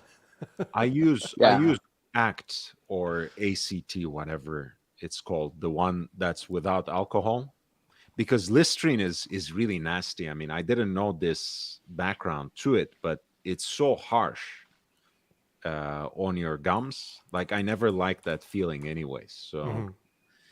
but as you can see, I love my tap water. I love my fluoride. So it's I don't mind that part. It's I love it. You know, Let me drink a little more. not YouTube friendly topic, but it is kind of crazy that they put fluoride in water. Actually, No, I love it, man. I love it. I would be, it keeps me moderate because otherwise I would be right wing. So I drink my I drink my fluoride, and I'm just I it can keeps be those American sensibilities just politically moderate, kind of middle ground, docile citizen. That's why. Lord, that shit's gonna give your dentures cavities, my guy. Oh yeah, I mean my mouth has been fucked since I was 10 years old, so it's Is that right, that's not Lord? Is getting any that better. uh Yeah. But Meech, tell me. So you're telling me I'm wrong? Date just all go below retail. You'll see them in the case soon. well, two different questions. Yeah. So like if you're talking like in general, will the date just go on to retail? No, I don't think they will. Or how do I say this? You might be able to get small amount of discounts on them and certain dealers, but I just don't think Mm. you'll start to see them hit like massive, like, oh, I almost got $1,000 off. I don't think you'll see them do that. But Mm, like for your certain base model colors, like your blue, your black, your silver, yeah, I can see that was going under retail right. by maybe $1,500 or so at the heaviest, and then your more rare ones, if you will, like the mint green or the palm leaf. Yeah, I can see those kind of holding about $500, $800 above its retail price. Hmm. I think on the secondary market, for models to start going on the retail, it's enough for them to be easily available. I know with the new business model, these like supposed exhibition only cases and everything, dealers are much more hesitant to display the entirety of their stock in the cases, right? They keep so many more things in the vault than they traditionally did just a few years back. Hmm. So for them to return to that kind of practice, I think you need a serious economic crisis, not just a mild recession. But But it's enough. It's enough. Yeah, just one more sentence. It's enough for the watches to be available at some level for them to go on the retail on the secondary market. It's new levels for authorized dealers to go back to giving discounts to just about any customer on less desirable models. I think we are still a little far away from that. Sorry, Ozzy, go ahead. No, no, it's fine. I mean, discounts still can happen. Actually, it sort of just really depends on the model, but um, it's kind of like what I brought up. What Professor was saying is that a brand kind of needs to have garbage, and like if it's not the date Justin, it's not the OP. Like, what's what do they have to do? Are we going to see a new 1159 level of successful watch family being introduced at Watches and Wonders soon? Because I mean, there's date always the Justin OP are Cellini. not completely undesirable. Oh, Cellini is apparently completely gone. That's Thank what. God. Yeah, Well I mean, overdue. they only had that one model with the moon phase ultimately, and I think they are Xing that as well. Nobody Listen, I wants think them. I have to say, Rolex introduces new product families every 2-3 decades. Like it's like the Daytona, and then the Yachtmaster, and then the Sky Dweller. They're separated out pretty significantly in time, so I won't expect them to release at this Watches and Wonders a new product family. Right. Not that anyone said that, but just to put it out there. I mean, I'm not saying necessarily that it will take them until the next decade, although that wouldn't surprise me. I I just think had an idea. a renewed Oyster Perpetual line might be on the horizon. Sorry, go ahead, Ozzy. Yeah, I just had they need a sort of an entry level. So, like for example, a Sky Dweller doesn't fetch much, not that desirable, but isn't garbage just because it's just friggin' rare. Like they just don't make many Sky Dwellers, right? Mhm. And it's also too complicated to be an entry bundleable piece, honestly. And I was like, how about instead of like all these different variants, how about they actually do introduce a new model, like some sort of time only, or maybe it has a date, but it's garbage. They could model it being sort of like the motorcycle master or something like that, a motorcycling watch, just something very ill conceived. Why not? Let's start it in titanium. Uh, Ah, titanium. Put the leather strap back on it. I don't. Rolex like does a throwback year essentially and does like the oyster chords date just. Yeah. well, Yeah. I Yeah. mean, the new, like the revival lacquered dial Oyster Perpetuals were too successful for their own good.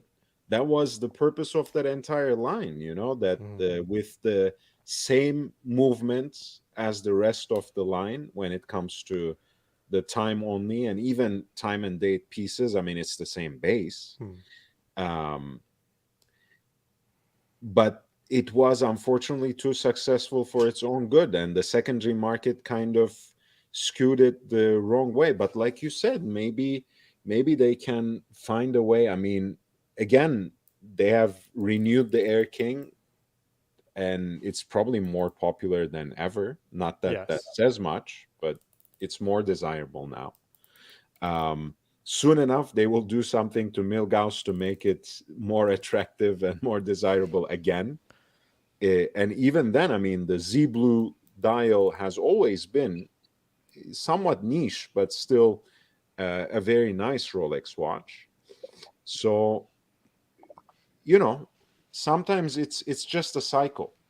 Like in two product cycles, if Rolex can generate a different kind of hype in another product family with the discontinued dial colors, they can introduce something more subtle under the Oyster Perpetual name and have that entry level back again, rather than having them outperform, the and leapfrog the date just, for example, clearly, and Yeah. outperform and leapfrog even some of the other models like Explorer.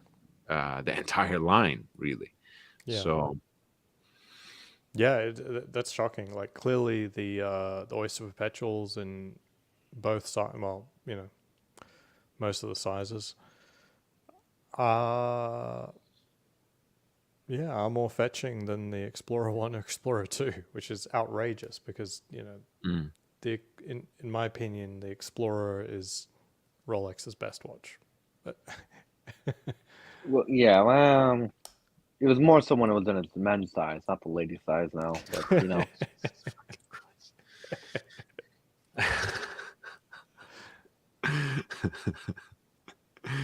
man, I mean, I don't know, man. For me, it's such a classic since at least the 1016. I mean, look at this old boy here. Mhm. Jeremy Hackett, the famous Hackett of London, and he's wearing a 1016, which, of course, Ian Fleming himself wore. Um, I think it's an amazing piece, and I'm glad they revived it in 36. They should.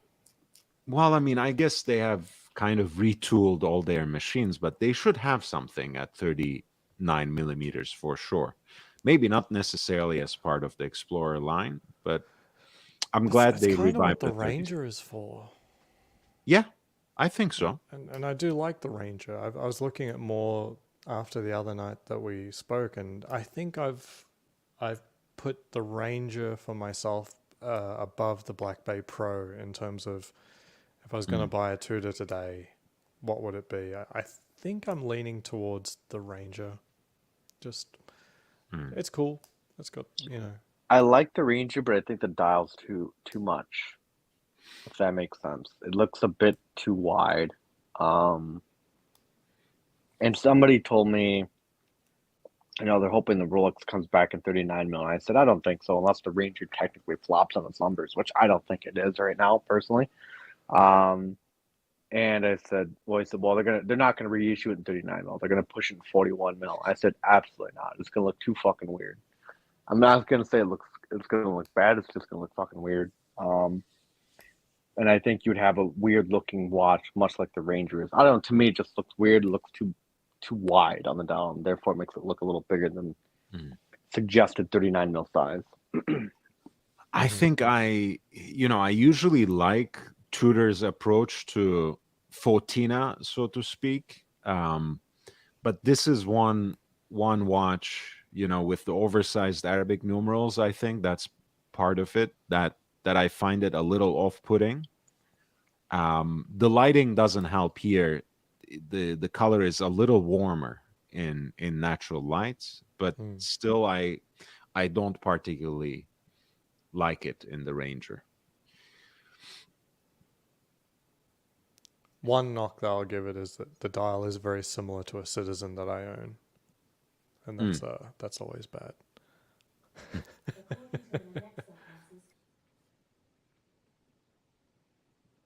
I just love the brushed bezel. I mean, I think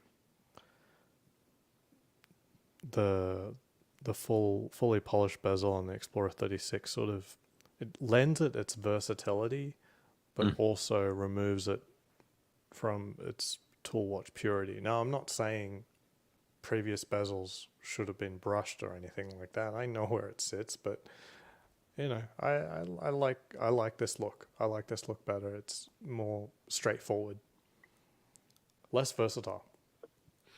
I still I think at some point I won't be able to resist it. I still love this watch, the Black Bay 58 bronze.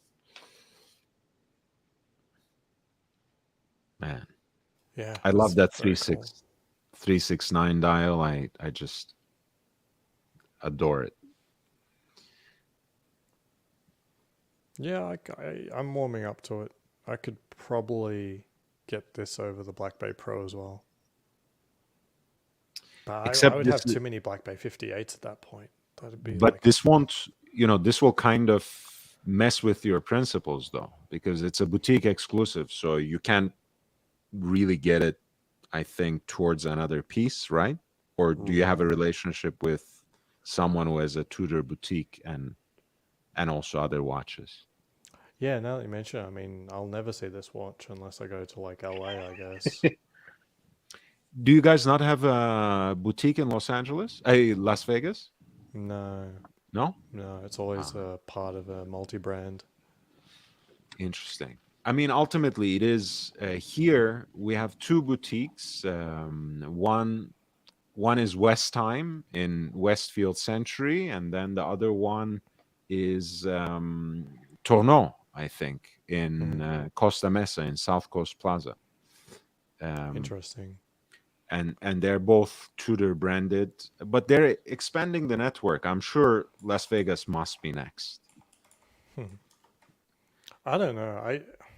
We, you know, I do my part talking up Tudor a lot, but I think it's a hard sell even for people who are into watches, you know. I mean, I don't know. They'd rather have an Omega. Certainly my watch dealer's excited about potentially getting Omega. Oh, where did Nietzsche go? Oh no. This is the Jeff Brooks special.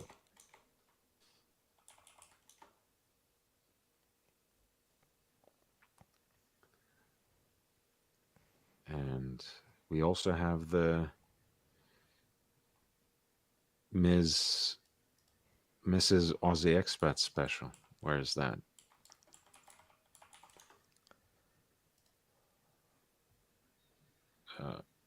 Yeah.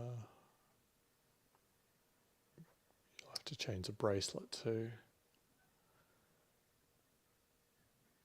It was this? Yeah. And then the dial. Oh wait, what was the dial? This was not It was enough like the contrast. John Player special one, black and gold. I think it's the first dial on the configurator. Yep, that's it. Yeah, in real life, those subdials are they really pop. You piece of Okay. Thank you for this information. Can we get some live updates? Mr. GMT, I love my Black Bay Pro. Welcome back, Mr. GMT. Yeah. And you got the right one, black, man, and you got a good deal on it. We'll see what happens. I'm certainly not interested in a white dial Black Bay Pro. I don't know. The 1655, I mean, that didn't come in white, did it? No, white first came in 16550. Yeah. Was the first time when the white one was introduced. Yeah. So Which is kind it's of a plausible too that transitional doesn't do it, right? Pardon? It's plausible. No, they always might. I mean, I think Rolex might at the end of the day perhaps go back to making a white dial Explorer, of which there was apparently a historic example that we kind of pulled up last night before my internet connection broke down. Sure. Well, I mean, if you look at the watch that they actually took up, it was a white dial. So I totally get its significance, but I don't care for it. White dials are fine, but I just on those watches, I just don't care for it as much. Like if this is effectively an homage to the 1655, I don't want a white dial for it. Is that so crazy? No, Yeah. it's not. Yeah. And then on the Explorer, I don't know how I feel about that. To be honest, like the Explorer has mostly only been the way that it looks today. The one that looks like it is today is almost indistinguishable from the one that was like 30 years ago, 40 years ago. You know, it's I'm not sure now is the time to create a variant, a sensible one, yes, but it's always done fine standing alone.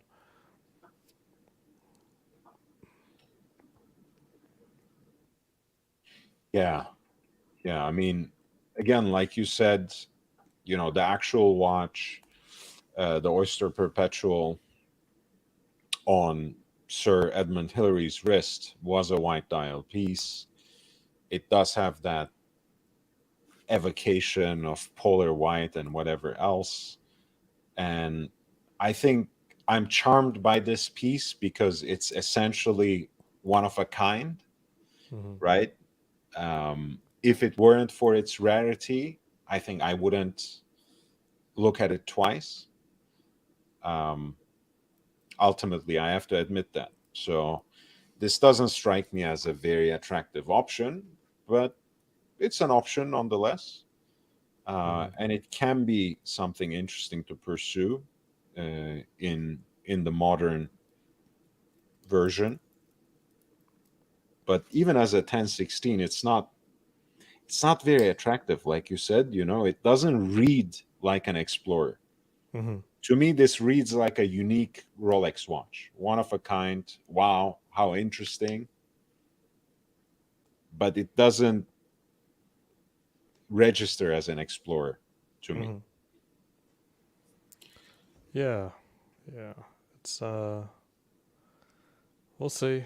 We'll see. I think Rolex's problem at the moment isn't that they don't have enough nice watches. What they really need is what Professor says. They need to start managing in some garbage. Waste management. Exactly. That's right. Some Uh, waste management. Wilsdorf Waste Management SA. Yeah, they need something like Well, I that mean, for sure. I guess to some extent, the Tudors were meant to be that waste management, that garbage option. And again, too successful for their own good. Exactly. Um, you But know, getting mixed messages with them not allowed to stock Tudor and Rolex in the same shop, I think it should always be there. Like it should be their quote unquote garbage brand. well, And I hey mean, guys, it's. I've got enough Tudors. Like I'm not I think I'm not hating. the the Geary's boutique here that kind of sells everything that has houseware as well in Beverly Hills. They have Tudor and Rolex under the same roof, among Right. many other brands. But I think the only way they get away with that is because in the Southern California area, they have many self-standing, like a few self-standing Rolex boutiques already. I don't think any other authorized dealer would get away with something like that. Right. So this white gold meteorite dial, Hmm. I was saying earlier, these don't fetch anywhere near as much as the current generation meteorite dials. So I think this is somewhere in the 50 range or less, even with the meteorite dial. On the leather band, I have seen it closer to lower 30s, and on the full bracelet, I've also seen it um, on around 40K. Mm-hmm. Wow. Um, it's falling. Yeah, Well, I mean, no pun intended. right, right. But I mean, meanwhile, like the Coming back to earth. current generation meteorite dials, they're in the sort of like 70K range. Why do you think that is?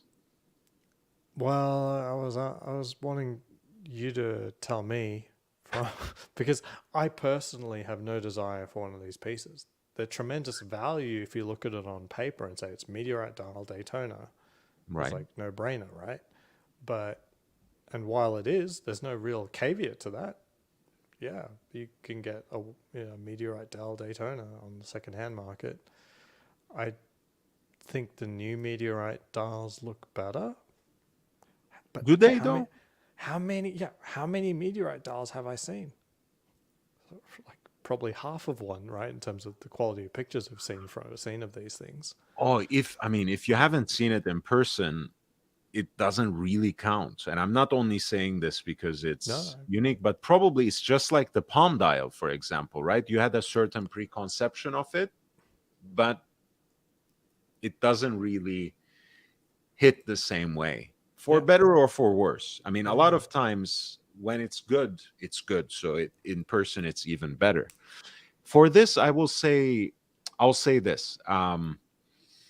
I think, again, this is very subjective, very anecdotal, um, but because the meteorite dials in older Daytonas most frequently are in 116519 and 116509, so with white gold, and it can register as too monochromatic, too washed out, even with the red accents of the Daytona writing and the chronograph hands. In the new versions, of course, it's offered across all the different kinds of gold. But for example, in white gold, it has the ceramic bezel, right? So there's enough contrast, enough of an interplay between shades of black and silver that I think it's more appealing to the more appealing offering to the average customer. Yeah, I think I can see that. I'm wondering if also the meteorite treatment is different. Hard to say though. No, As you point out, there's like things look different in real life. it can be, though. It can be, Ozzy, because at the end of the day, Rolex chooses a treatment that's more neutral in a way.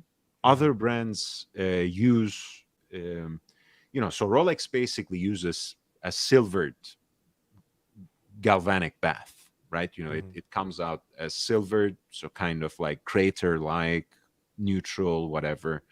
I have seen other brands do all sorts of different things. Certainly you can do like a charcoal black, you can do like a deep blue, you can do anything else that you can accomplish through a galvanization, a galvanic bath process. So the possibilities are not endless, but it's open-ended.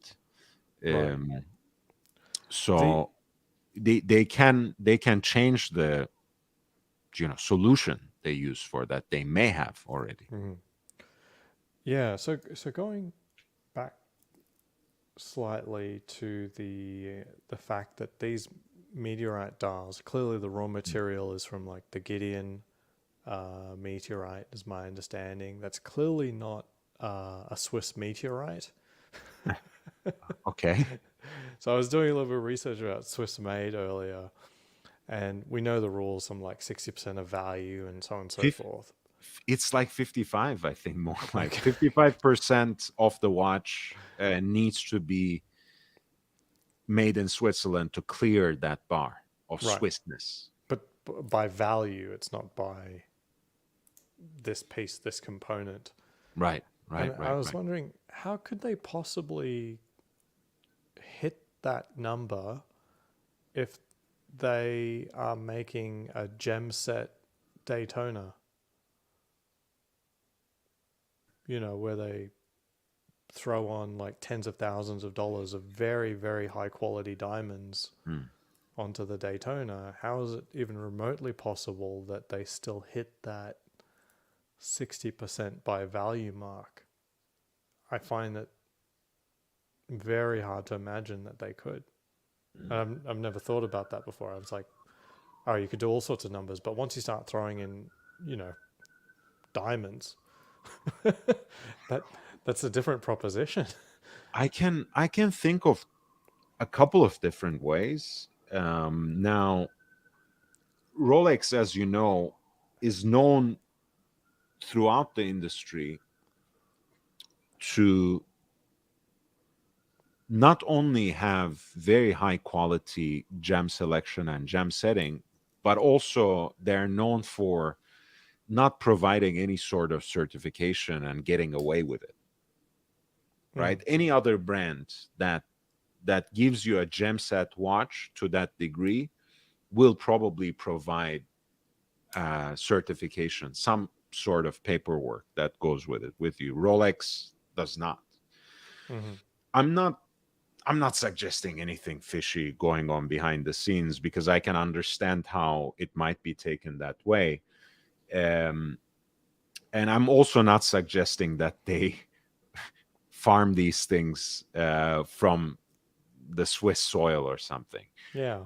But just like they have their own foundries, they might have their own channels where they get such great deals, comparatively speaking, that they might be able to adjust um, that through the labor cost of gem setting, etc. They Mm. might be able to balance the final Just lot with the and sell it. because I mean the base model watch we assume obviously does have that clearance, and let's say Rolex far exceeds 100%, but the base model watch is still just in terms of costs. We have to assume they're doing like 4x, 5x gross margin. So we're talking $10,000 watch, $2,000 materials. Certainly, once you start talking putting on like diamond baguette bezels, that's easily at the level of quality of diamonds that they're selecting, the types of cuts they're asking for. Tens I of think the thousands labor. is not unreasonable. So it is very interesting what kind of numbers they'd have to play with to continue to call that Swiss made. And I'm not actually sure. I mean, you could be right. Maybe they just say, gem setting, it's very labor intensive, that's for sure. Yeah, look, I mean, it's gem setting and cutting has been gem cutting and gem setting has been globalized, right? China and India has been in the business for the longest time now, so it has changed considerably. But at the highest level, it's still a very niche uh, business, and it still requires a level of craftsmanship that is just as delicate as anything that is involved in a high horology mechanical watch. Right, right. So I don't between, imagine that they're doing the cutting though. Like they're cutting raw gems. I don't know. There I aren't don't there know aren't many actually. places that do it. I Full really stop. do not know. Yeah. So I won't. Yeah, I won't argue. I won't present a case on that. But people had the more intricate webs of conspiracy theories involving Rolex. So I wouldn't be surprised Sure. But they're not if the they only have. brand who makes, outrageously expensive versions of their watches because they're factory set, and it's going to be hard to escape that those diamonds cost a lot of money. It's really that simple. Even if you're a brand like Rolex. Now, as you point out, they don't have to get them GIA certified or anything like that. It's still going to be a pretty huge amount of raw materials cost that they don't normally have, quite frankly. Mm. So it is interesting how the math works out, because they've certainly got pieces that are so factory set, there's so many diamonds that it really is a lot of gross costs. Speaking of which, this is Parmigiani Fleurier with a rainbow bezel and actual aventurine stone dial, flying tourbillon set off center. See, this makes sense. Like you could get away with the Swiss made thing on this because the tourbillon, right? Yeah. That I can see how that, you know, starts taking over in terms of value, and that, genuinely Swiss made. the sapphires might actually be made in Switzerland. I don't know if they have a policy on synthetic sapphire or anything like that, but that's Yes, plausible. I mean a lot of vertically integrated manufacturers make their own crystals. I know for a fact, for example, Chanel has, as part of their horological establishment, uh, crystal maker. Hmm. Wow. So even Chanel, I mean, Rolex most certainly does, and Fleurier as an ecosystem does as well. Hmm. And this is an amazing movement.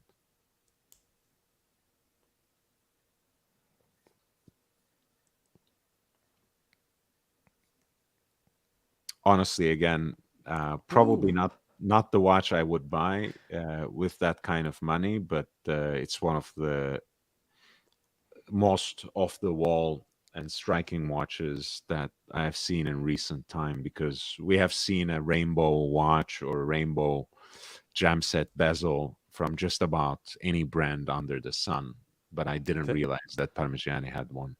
this looks like the best one, honestly. Like this is cooler than the Daytona. The worst one's easily the AP. I know you're an AP fan, I know, but I'm sorry. The rainbow on the AP kind of No, looks daff. same. I'm not impressed. Look, I do uh the entirely gem sets watches that they have come out with recently. Those look very impressive, not aesthetically pleasing, but very impressive in terms Mhm. of the jam setting. um but no, I have not been impressed by their rainbow bezel Royal Oaks at all. And frankly, I have not seen one in person, so I will hold off final judgment on that. Um, but it didn't strike me in the same way that different variations of the Rainbow Daytona does. Hmm. Yeah, I don't know how to put it. It definitely comes down to a few things. Like it feels forced. I don't know in a way that it doesn't feel forced on, say, that last watch you had, the Furrier.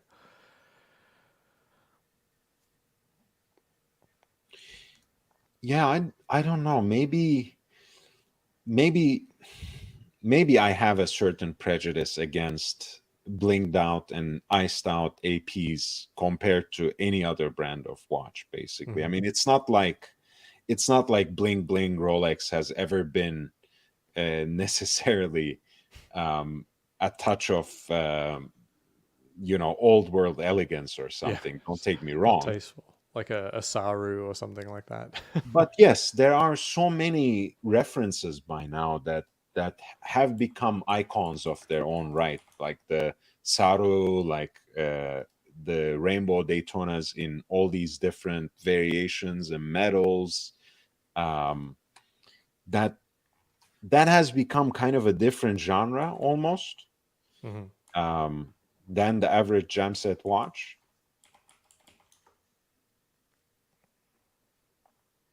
So this looks monstrous to me, honestly. And I love the open work dial when it comes to this, especially on this double balance wheel version.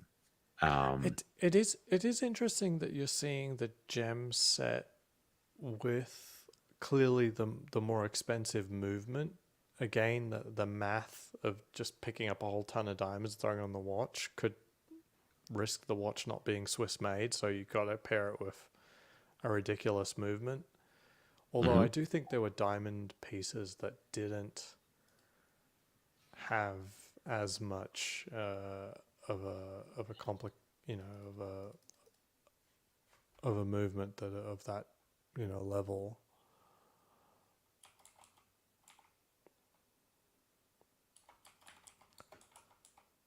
Yeah, especially when it's just the bezel. Um, that's certainly the case. And look, Aussie. I mean, that's one of the reasons I love having you on the panel, because you come out with these questions out of out of the left field that I never thought about, but that makes sense. That's an interesting perspective when you think about the Swissness of a watch, right? How does the cost of certain kinds of material skew that balance? Yeah. And it's not a problem that I thought about carefully before. So I don't have any ready-made answers, but I think the labor cost of gem setting is certainly part of it. But gem cutting is again a different kind of work that's not necessarily Right. done so widely. Yeah, if they went to the extent where they also cut the gems, then I could easily see it, getting the Swiss made easily. But I don't know. It's hard for me to imagine that they're also doing the cutting because it's such a specific skill set. You know what I mean? There's only certain cities in the world where this happens. Like Antwerp, London, New York. I think Tel Aviv. And I know that India has been getting into it a lot more, but they handle the smaller gems, right? Found it. Okay, we have an answer to our question, my friend. So, okay, we won't be able to read this, but Salanitro, which is, for example, the company that does gem setting for Audemars Piguet, and I'm sure many other Swiss brands, they actually do their own cutting as well. Ah, Hi, that Mr. makes sense. GMT. Hey, boys. How's it going? Good day, Mr. How are you doing, GMT. man? Nice to see you. Nice to see you, boys. I thought I'd jump on and say a quick hello. I'm waiting for my boys to get ready. They want to go watch a movie, so I thought Awesome. I'll jump on and say a quick hello and see how you guys are. Amazing, man. Thank you for dropping by. Thank you for being in the chat. What are you wearing? Oh, man. You're a great guy, man. I love supporting you. I'm not always around, but I always watch. The feeling is mutual, man. Very nice to see you. What watch are you wearing today, Mr. Jim? My Navy timer. Cool. Which one is this? It's a 41 Navy. Nice. I bought it last year. I got it for a great price, as you know I do. As the expat knows, I don't muck around when it comes to prices. So. Yeah, no, you're doing really well for Australia, man. I mean, it's not exactly the biggest and most, how do you say, fungible market. I couldn't imagine getting deals in Australia, especially like. Well, I think being, say, part of you guys, for example, has helped me know where I should, roughly stand and try and get the best deal. You don't want to rip the guy off, but you don't want to rip yourself off. You want to try and find that sort of like happy medium to keep everyone, myself happy and the buyer and the seller. Sorry. So yeah, because I've been around here and I've been speaking to you gentlemen and being on different, doing different things with the watch community, I've learnt a lot. So it makes it a lot easier to buy things because of that. So I'm not going in blindfolded. It's not like you are going for extremely unusual and niche things, but once you stray just a tiny bit away from the most hyped up pieces, there are such great deals. You can still get iconic pieces like a Rolex Day Date, like a Breitling Navi timer, because the general trend in the market and the hype is being channeled somewhere else. You can suddenly find great deals on other icons. Well, the funny thing is with this one here, it was very similar to my Pro that I purchased. It was a guy that was selling it. He's only a small dealer. Timely Behavior knows him, and what happened was I found the guy. I didn't realize that Timely Behavior knew him at the time, and I made an offer. It was fully stickered, everything, box papers, the whole lot. It had the stickers on it still, right? And I offered him. It was going for 9,000 Australian. I offered him 5,500, with shipping. And he was going, look, it's a, you know, it's not a bad deal, but it's not the deal that I'm looking for. He goes to me, you know what I mean? And he goes, I'll wait and see what happens. So what happened was I was talking to Timely, and he goes, I know the guy. He's a good guy. We're friends. I bought a lot of watches off him. I've recommended other people. I reckon if I mention, you know, that you're my friend, I reckon he'll probably go on the deal. And sure enough, he spoke to him, and yeah, I got it for $5.5 shipped to me. So, you know, fully stickered, and you know, it was a great deal. So now I know why I like you so much, Mr. GMT. That's how I deal as well. You know, it's just lucky. That's what I mean. Being part of the community helps. Look, I mean, of course, part of it is luck. The stars need to be aligned, and sometimes because I was looking for a steal, you know, I missed out what are by any other metric very reasonable deals. Yeah. But the best way to negotiate is just the ability, like you did there in the first place, to walk away. You know, Yeah. do I really need another watch? I don't. I have already great watches. If you get it for, you know, that's your budget, right? 5.5. If you get it for that price, wonderful. If not, you know, no hard feeling. Yeah. We move on. That's what I mean. Like, because last year I actually went crazy and bought a lot of watches, and more than I should have, to be honest. This was one of my last, before I bought my day, this was one of my last pieces that I purchased. And I didn't want to, you know, I said, that's what I want to spend. If I don't get it, I'm still happy. I've still got it, you know, but I've always had a big love and passion for Navi. So I really wanted one. And this was a nice smaller size. It wasn't too big. And it, you know, it just suited everything I wanted. And I didn't want subdials, white subdials or anything like that, because I find it hard to read the time. So I wanted it all black, which was perfect. And it's got that like white wall rim around it, which I really, really love the look of. So it just hit all, you know, it ticked all the boxes for me. And when I offered it to him, I'll go, well, if I get it, I get it. If I don't, I don't. It doesn't really matter. And I ended up getting it. And that was thanks to Timely, to be honest. You know, if he didn't speak to him, I don't know if he would have, you know, came through with the deal.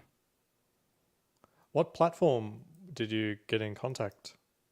The same as I did with the Pro, the Facebook. Buy swap. Actually, it was Facebook. It wasn't buy swap sell. It was just Facebook. It was one of the Facebook Aussie. Facebook I think it was the Australian. Oh, was a group? Watch. Yeah, group. Yeah. It was a group. Okay. Yeah. But this guy was a dealer. So I'm What's trying to that? get on I'm trying to get onto a specific knife Facebook group. Oh, that's so I can another get a rabbit knife for hole. my Jeez. 40th birthday, but It's very selective. You have to apply. well, I don't know. You have to They get haven't recommendations. let me on. They haven't let my referrals. wife on. Yeah, I don't know. You know, I've been thinking I would love to have Timely jump on with you, Lord, because he's a big fan of the Reverso, and I know you are as well. Oh, and I reckon you lovely. will have a blast together. You really would. Wow. Well, you know, someday soon, I hope. I mean, Yeah, I'm going to mention it to him because, but he's always working at this time. So hopefully one day that if he's got the time off or whatever and he can jump on, I'm going to try and get him to jump on. Because I reckon you guys will have the best conversation. It will be the best content ever because he loves them so much, just like yourself.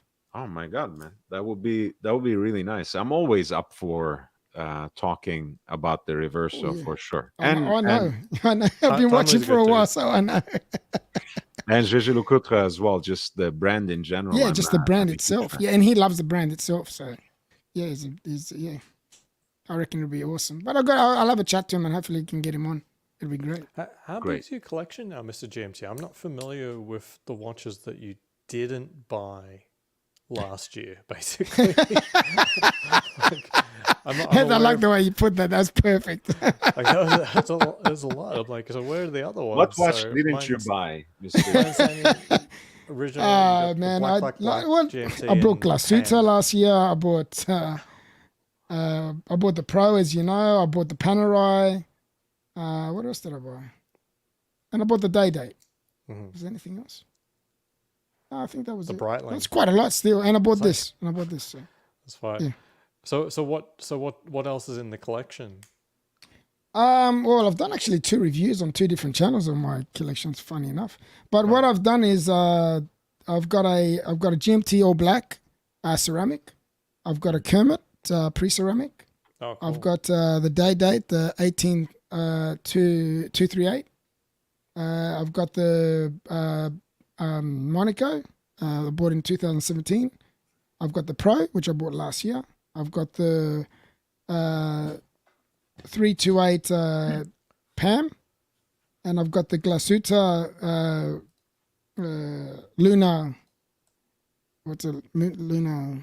Something Luna. I fucking can't remember. Oh, for the life of me, my brain's shit. But and then I've got the Navi, and I've also got the Datejust 2 with the diamond indices, which I've had for a few years. So is that 13, 14, something like that? That's about 9. Oh, 9. Okay. Yeah, and I also got a PRX, and I've got a few moon swatches as well. Wow. Nice. How do you? And I've also got a swatches? turtle, and I've also got a. What else have I got? I've got a. Oh yeah, I've got the Piers Brosnan first watch, the quartz Piers Brosnan Oh, Omega. that's cool. CMOS. How did that get mentioned last? Ah. Yeah, that's actually my beater. That's the one I wear to work every day. Wow, that's a good one. Hey, So if that's it's a really good good for if it's good for the Prince of Wales, it's good for Mr. G. That's right. That's where. That's he actually. I think he's got the smaller one. I think because I've got the bigger one. I've got the 41, I think, and he's got the 36. Great. Yeah. I know he really treasures that one because apparently his mom got it. His mother gifted it to him. Yeah. Yeah, it's his late Yeah. mom. Yeah, I really like that watch. I mean, the 25, 31, 80 especially, the first automatic version of it. Yeah. That's a great one. They're beautiful watches. I just love it. I bought it. I put it on a rubber strap, so I took the bracelet off. I put it on an Omega genuine rubber strap. I wear it to work every day. I don't even feel like it's on my wrist, and I really do love it. Mhm. Yeah, it's a great piece. Yeah, one of the guys in the cigar lounge used to wear it as his daily beater until he got a Tudor Ranger, the automatic version of it, and I think it's great. And it was one of the carryovers into the Daniel Craig version of the franchise, in the sense that the Brioni dinner jacket, even though Tom Ford took over the menswear section, and on the poker table, he still wears a coaxial version of the Omega Seamaster 300. Yes, that's right. Yes, you're right. Yes, I remember that. Something interesting talking about James Bond. I've actually got the Quantum of Solace. I've got the pair that he wore on the show, on the movie, Quantum of Solace, and I've also got a gold pair the same, and they both got the James Bond stuff. I know it's a bit cheesy, but the funny thing is that when I bought them for a couple $100 each. Now, the blue one goes for $2,500. And the other one goes for at least $500-600, maybe even $800. For example. Sorry, I missed the word there. What did you get? That was from. That was sunglasses, the Quantum of Solace sunglasses. Oh, okay. Yeah. Yeah. And they go through the roof now, funny enough. And I barely wear them because now I know how valuable they are. I don't want to wreck them, Without, I mean, you would be surprised with certain kinds of collectibles, and you're, I can see in the background that you have a varied experience in that world. Yeah. Sometimes even like a Steiff plush animal, a bear would go for multiple times. They have so many 007 editions of that. It's crazy. It's crazy. You wouldn't be, you'd be surprised, like, what things are worth without you realizing, and then you start researching, and then you look at it and you say, what are they worth? What? That's what I did with this. I go, what are they selling for? Yeah, it's mind blowing. It really is. It's mind blowing. But that's the joys of collecting. Sometimes you win some, sometimes you lose some. So, well, as someone who's moved around a lot, I don't have many things that are truly old, but I did pull out some of the oldest things that I do own, and that's my PlayStation 3 the other day. Oh Nice. wow, you got the PlayStation 3 still. Wow. Yeah, it's somewhere. So I've got the PS4, I've got the PS5. My son plays a game that actually shows him all the different PlayStations from the different eras. And I'm like, he knows the PS4. I got the PS3 somewhere. And I bought that like in my first year of working in like 2006. And I remember getting that pretty well. And to be honest, all the games are still really recent in my head. So it's not too much of a search. I'd like to get a hold of my PS2. I don't know where that is. It might be back home in Australia. You I want to hear was something funny about the PS2? I used to be when you're into doing things like this. I used to be in the car stereos when Fast and Furious first came out, and I actually done up a car with all stereo system. It was all done up, and it actually got into magazines. Hot Fours. I don't know if you've ever heard of Hot Fours, Aussie expat. No. Anyway, it was a magazine, Australian magazine. It got in there, and it also got into a poster magazine as well from the same company. And I actually fitted a PS2 into my dash. Crazy enough. Do you know what I mean? That's how. Yeah. When I do They something, did my have wife, a- she which- goes, "You're which nuts." You just go. PS2? Because the original was pretty big. It's but the they original did- one, the original one with the big Wow, one. Okay. Yeah, I had the big one in there. it, That thing, that probably didn't work that well because I remember if you looked at the PS2 wrong while it was on, it'll scratch the DVD.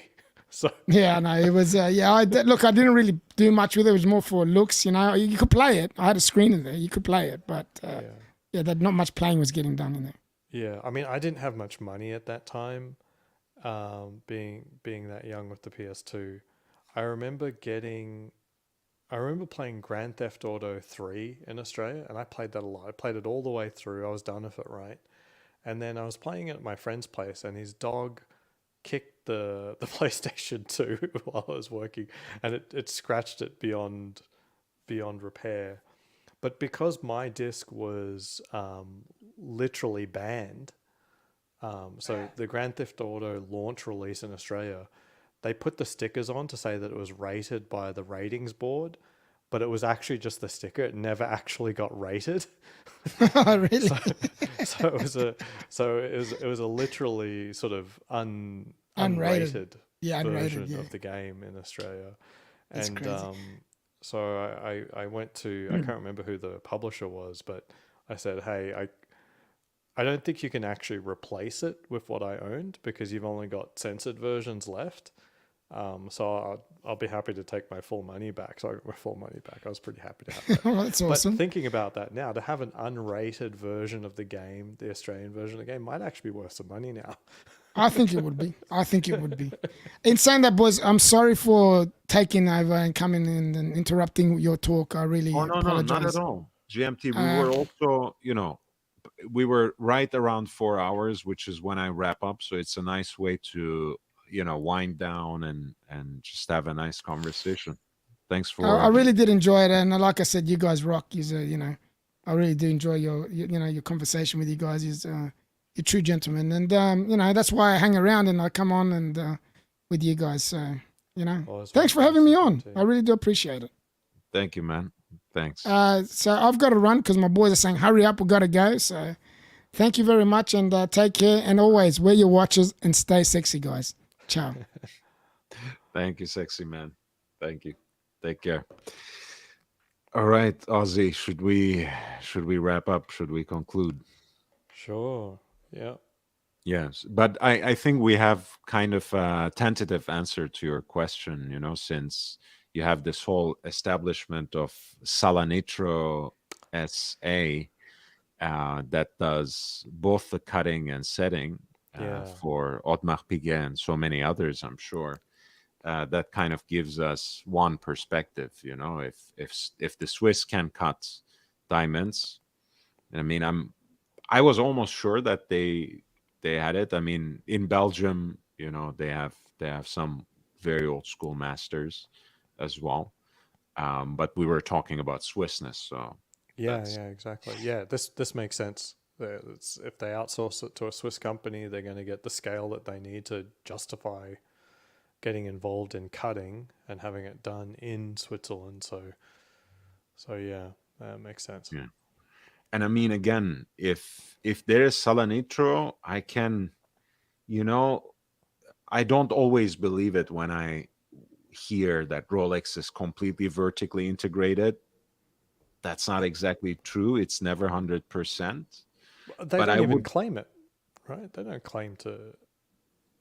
not necessarily. I think it's a myth that they don't neither confirm nor deny, as Right. intelligence services say, Ozzy.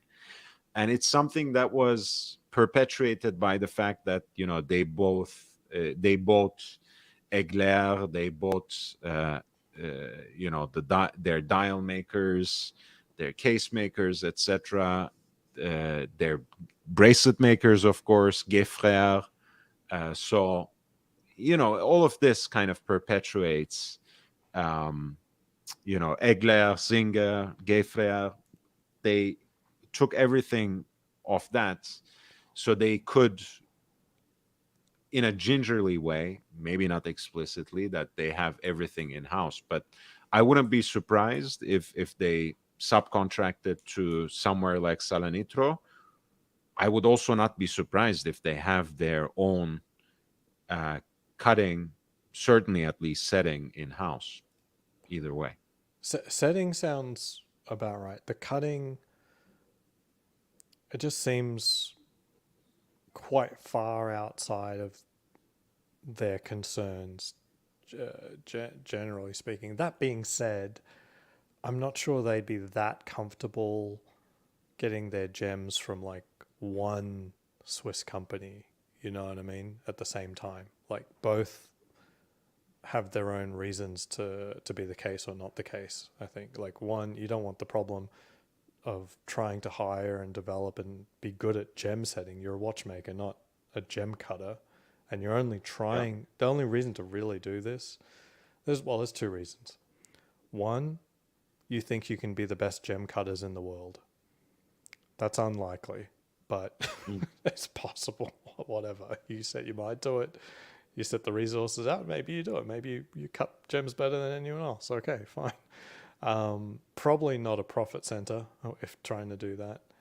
The other is to get the Swiss made label on those gem set watches. Okay, so outsourcing makes more sense there, but then they've got you by the balls. That's true. Maybe this company, whoever they outsource to, maybe Rolex is happy enough to have a significant ownership stake. That's also common as well. They might. They always do that. I thought it was just FP Jaune that Chanel has a stake in. Apparently, they have a stake in Romain Gaultier as well. You learn something every day. I mean, a lot of these, again, they are mostly left to their own, but they're injected with capital. And once every so often, the bigger group asks something from them, right? For example, Vacheron Constantin is a partner in FP Jaune's dial maker, Les Cadrannières Genève. So they get that ink blue overseas dial through that. Chanel gets the jump hour mechanism for the Chanel Monsieur watch, for example, from, I think it was designed by a team that included Romain Gaultier. But anyway, so I think there's more collaboration and more cooperation than we realize sometimes from our perspective outside of Switzerland. There's much more of that sort of teamwork, and sometimes a sort of incestuous web of relationships between companies that you would not necessarily relate to each other. So it's always interesting to learn about these relationships. With that being said, Thank you so much, Ozzy, for being here, Mr. GMT, and of course, Big Meech. Jake Brooks and Ali Reza have been extremely supportive with their super chats throughout the night. Thank you so much for your support, and thank you for your support and presence in the chat. I'll be back with the Sotheby's Hong Kong auction preview in, you know, I have basically 2/3 of it left, so that will be tomorrow's work, and I will get to Ineichen Zurich's The Art of Breguet selection as well. Please hit the like button on the way out. I look forward to seeing you again soon. Thank you, Ozzy. Any last words? No, have a good night, everyone. All right. Take care, guys. Thank you.